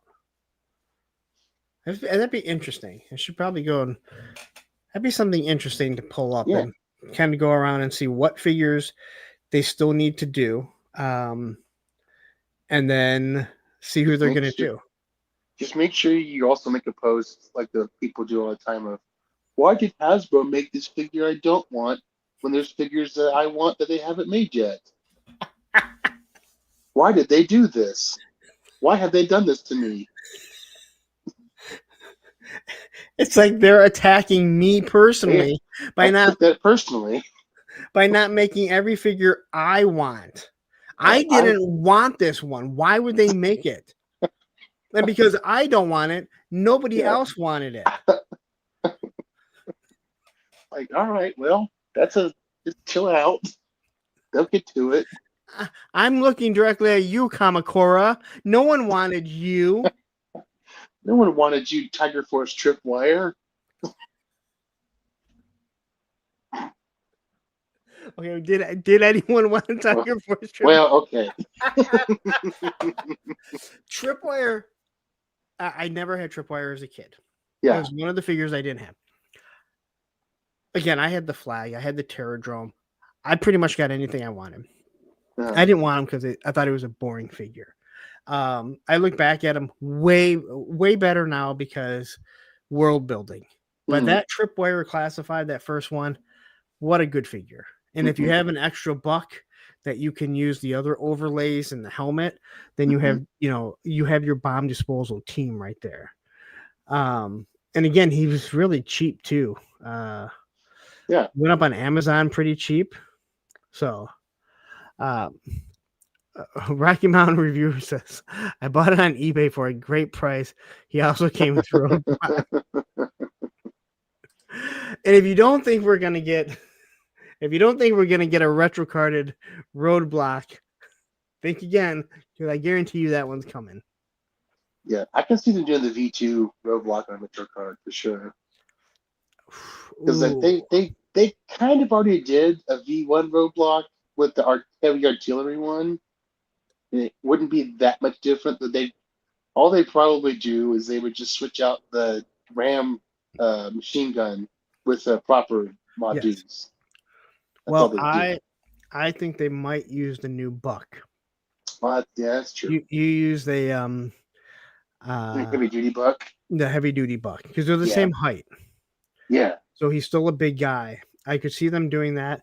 But remember, version 2 roadblock is technically the first roadblock. Yeah, I mean, yeah, I know that's But I think people do want a more classic one. yeah, more streamlined to the original one. Yeah. But you're right. Like with everything they gave you, it does feel like when they said, here's your Tiger Force roadblock, and there's the accessories you want. Yeah. For your heavy artillery roadblock. Like, here you go. Buy it and have fun. Do what you want. It feels like that's a retro card waiting to happen. But I'd rather see, like I said, I'm kind of with you. I'd rather see a version 2 on it just because we don't have a proper version 2. I was kind of surprised it didn't come out around the time that they put out Once a Man Cobra Commander, because that little plastic slug of a Once a Man was in there, you know. Yeah. That wasn't great marketing, but no, it would be. Yeah. And so again, I never had Slice and Dice, and I know people. Yeah. I've heard people complaining that I think Dice isn't version 1. I think people said he's version 2. I don't know. I have to look into it because I really have no idea. But my question becomes, could they be looking to do a doing Ninja Force retro card? Because guess what? I hope That so. Arctic Storm Shadow we all know is Ninja Force. The giant neon pink Ninja Force Richard Carter, something bad. But again, you already have you'd have to fix that Arctic Storm Shadow because he has some of the worst articulation. But the sculpt is really good. Yeah, if anything, just you need to retool the lower legs. It definitely is. Yeah, he does. He. I think he's the only figure without a boot cut.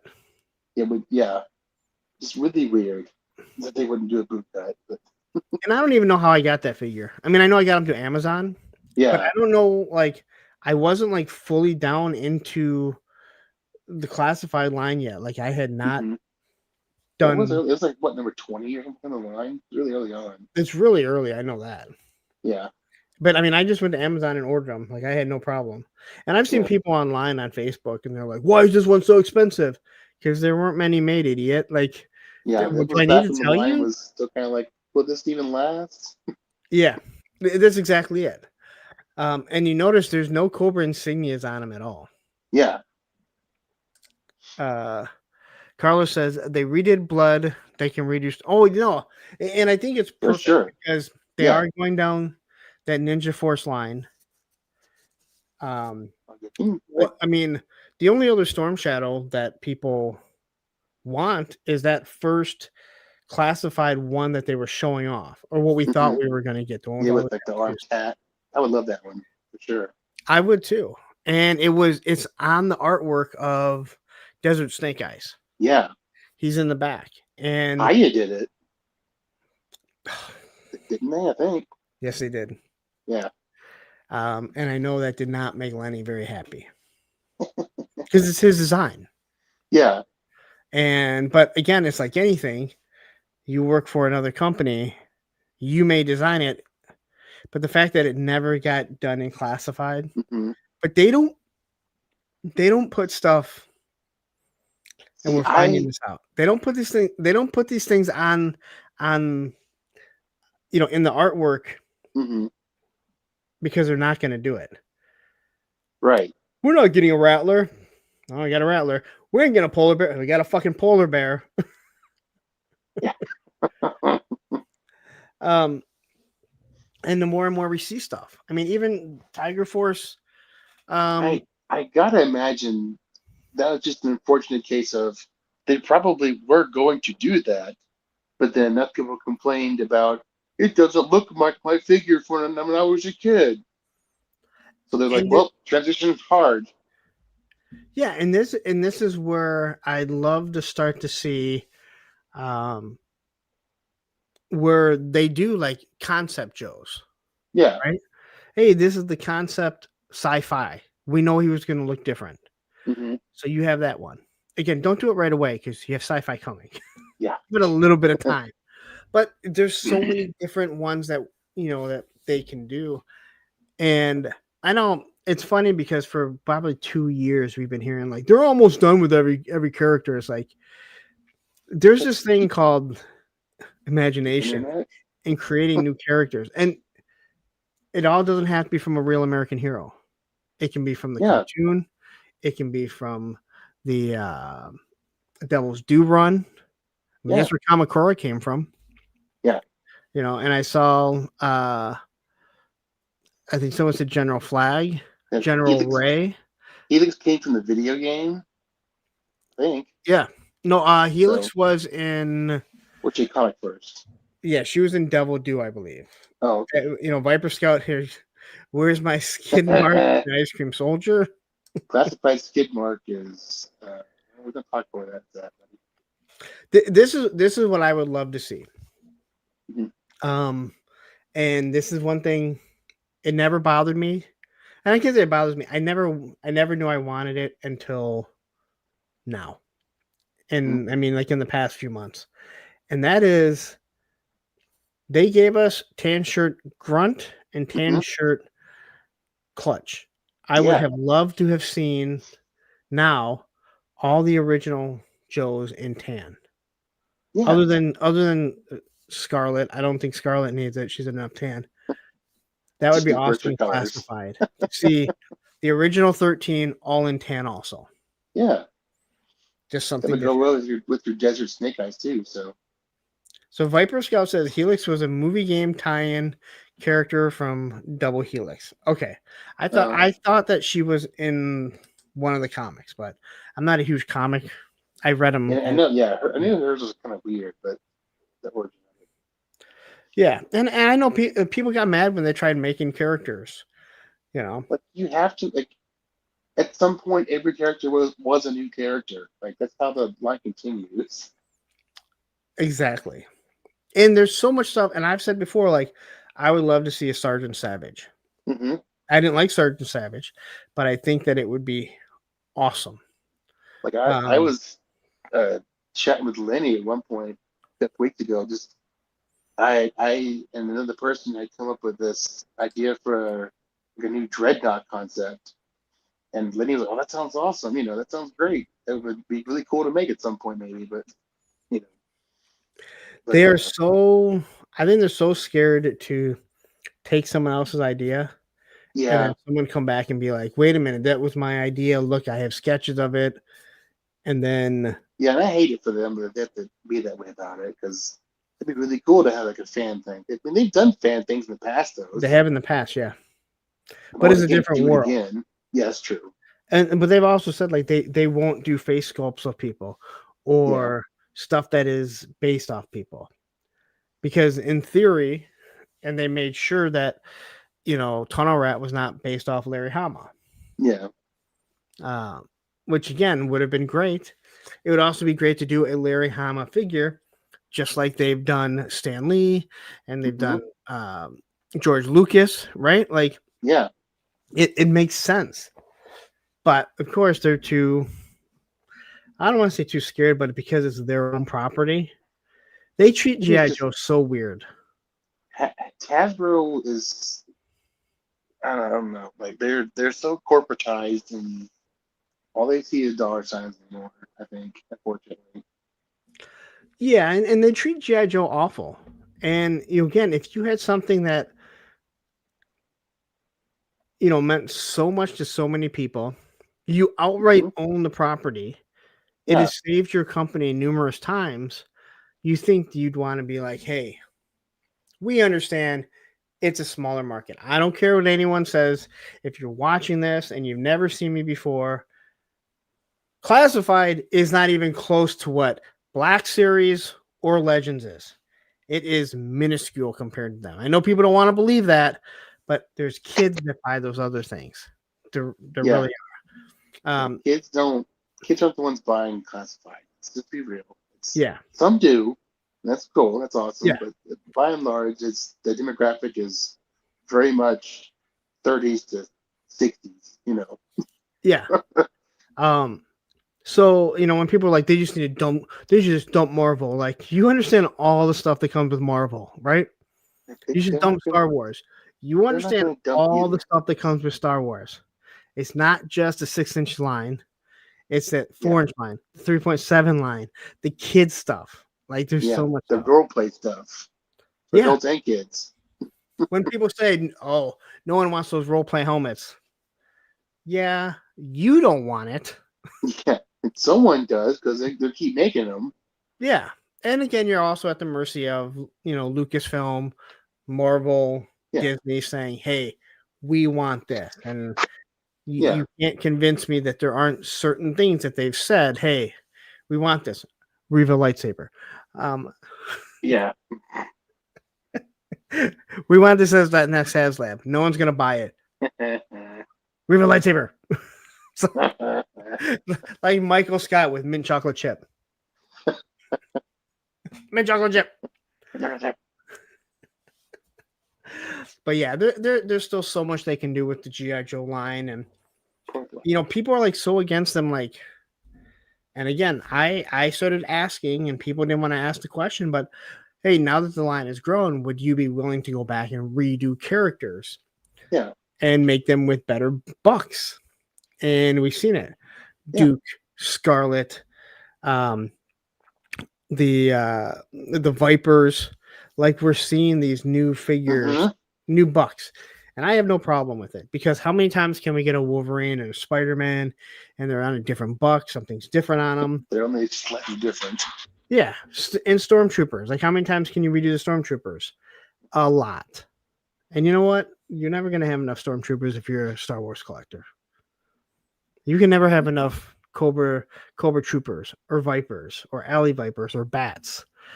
People complaining about the bat. Like, do they really need a retro bat? I'm like, it's a bat, dude. I'm going to buy at least 2 of them.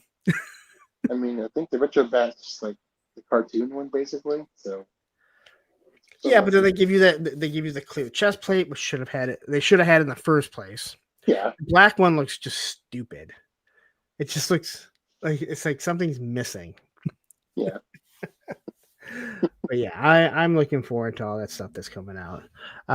Beardy says, you can never have enough clone troopers. You're absolutely correct, man. Like, yeah, why are they not pumping out clone troopers, man? Like, jeez. And that's crazy. Like, that's the thing. Like, I know when people get mad about that type of stuff, but it's like, you don't have to army build. You can just buy one. I said before, if you bought one of every Viper that's come out, you're technically army building. Yeah. Because there's so many damn Vipers. And they are specialists for the most part, so. Yeah, and I don't have any problem. I mean, I bought 4 of the retro Vipers, and I already had, I think, 3 or 4 of the other Vipers, and then I had the 3-pack, and then I have like every version of. I have every figure, so I have every figure. But almost most of the army builders I bought at least 2 of. And then you're starting to go, ooh, that's a lot. Yeah. It's starting to add up. So look at your wall of figures, you're like, cha-ching, cha-ching, cha-ching. But here's the worst part. Like, I don't have to keep someone absolutely perfect, like absolutely the exact same as they came. Yeah. When I was at Aaron the Toy Enhancer's house, he had every single figure with the actual weapon that it came with. Yeah. But he had other ones that were mixed in where he customized and he modified, right? Mm-hmm. I don't have to have everyone with their exact same weapon. But I like to, if possible. I can't modify one and like cut anything off unless if I have one that's there. Mhm. So like when it came to those gridiron stuff that I did, I was like, I had already decided that I wanted to do that with the Retro Viper because of the head sculpt and everything. I'm like, this is perfect. Mhm. But then I ordered that other pack and I was gonna put it on. I was gonna put it on Bazooka, but I was like, I like both my bazookas with their bazooka. It's like Yeah. I don't want to put this big pack on it because it's not just swapping out the gun. Um, and then that's why I kind of went through everything. And I'm like, oh, you know what? This one works. And now I want to think about getting another machine gun for the that what's that new the new Viper that's coming out? The Grim Viper. Grim Viper. I might need to get a pack and get 2 of those now because he can. I hate the machine gun. I hate the Gatling gun. It's cool, but it's just too big. Yeah, It goes on the RAM site. It's too big. yeah, and there was like, well, the first breaker technically has a weapon. Like, no, he doesn't. Breaker's not like a ripped, buff, like 6'9" dude. And the funniest part about that was when they did the Tiger Force Duke. They gave him all kinds of weapons.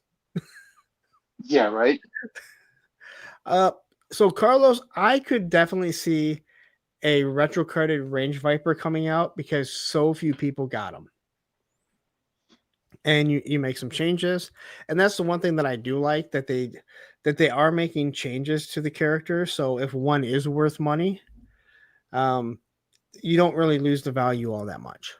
Now I don't collect for value, but like I said before, I don't have a problem when I go, yeah, that Snake Eyes there, that retro carded Snake Eyes, Yeah. yeah, he is worth $100. Like I don't mind saying that. It makes me feel pretty good. Well, so a single carded Valkyrie, yeah. The only difference is there's so many different Valkyrie bodies now. Yeah. If you have the claw, and you have I wouldn't mind them making like a Crimson Valkyrie. Honestly. Yeah. Again, like they have that buck, so they're gonna reuse it. But remember, there are people that would complain, and God, we've seen it on Facebook going, you know what? I understand, but we don't really need this many. I don't really like having females. I mean, I don't really think they can really do that much. Females can't fight. What kind of world are we living in? I don't know, a fantasy one maybe? The people that get mad. Yeah. We'll wrap it up in 1 second here.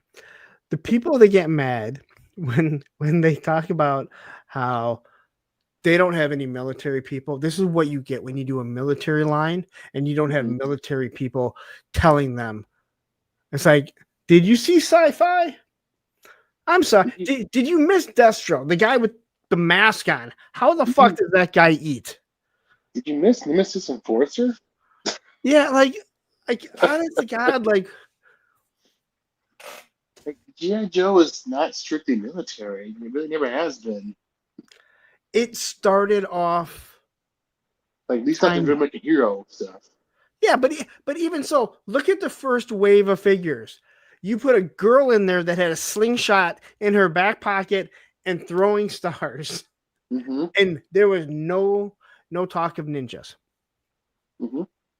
So yeah, but when people talk about like this is what you get, like, do you guys remember the Havoc? Let's see here. You put a gunner that has nothing to protect him, and then a driver that just was surrounded by a window, a really big window. He's laying prone in the vehicle with a couple of joysticks. Like he's playing a video game. And let's not leave out the little hover vehicle in the back. Oh yeah. And GI Joe, yeah, a Raven figure, like that type of stuff. Yeah. There's so many figures they can start to pull from. And I think they eventually will. Yeah, I think they're gonna have to just start making some pilots and stuff too, just without their vehicle, because it's having their vehicle in 1/12 scale. It's just gonna be massive. It's too. Some of them would just be too big. It's I think, funny personally, but that all these Joe collectors will say stuff like, "Oh yeah, you're gonna give me a cover girl, but no Wolverine." How many X-wing pilots are there in Black Series, yeah, like or TIE fighter pilots, or like last time I checked, they did a TIE fighter. No one yeah, bought and it collected dust. exactly, and the thing is huge. Yeah, it's massive. Like the only one that I honestly would be tempted to get, even as massive as it would have to be, is a tomahawk. That's about it. So I said, and we'll wrap this up after this because I know you got to get ready for work tomorrow, which is by going to bed tonight. I said a tomahawk HasLab, where you scale you scale it as a classified to be in the same scale that the original O-ring one was, right? But at the same time, you make it so you could pop out the seats and put in seats for 4-inch or 3.75 figures. So it would make it bigger, and then it would actually be about the size of an actual Chinook. Yeah, that'd be cool. Again, do a real skull kind of thing there.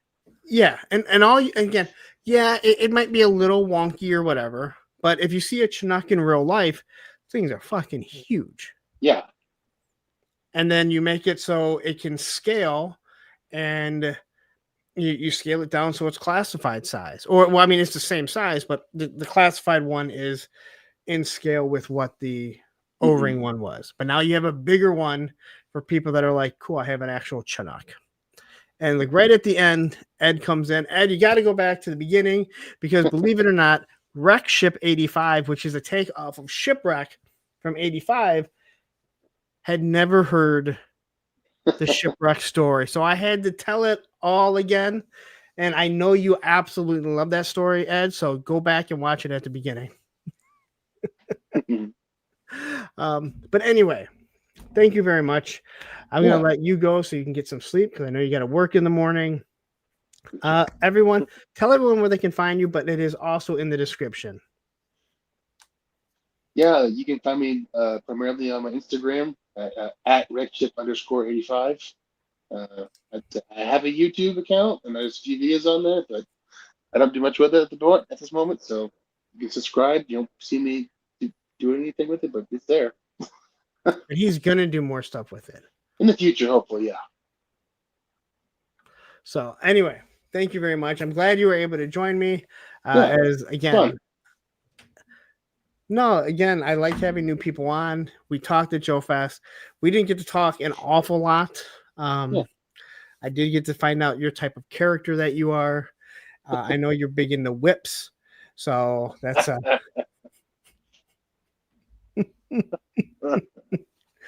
and no, if you don't know the story, I'm not going to tell you guys.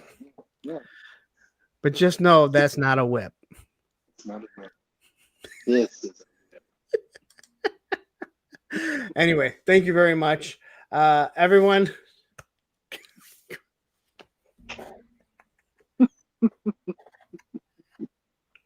Everyone, go check out his Instagram. He has some wonderful pictures. You know where you can find me. I will be back on Monday. Wreckship, once again, thank you so much. Have a wonderful night, guys.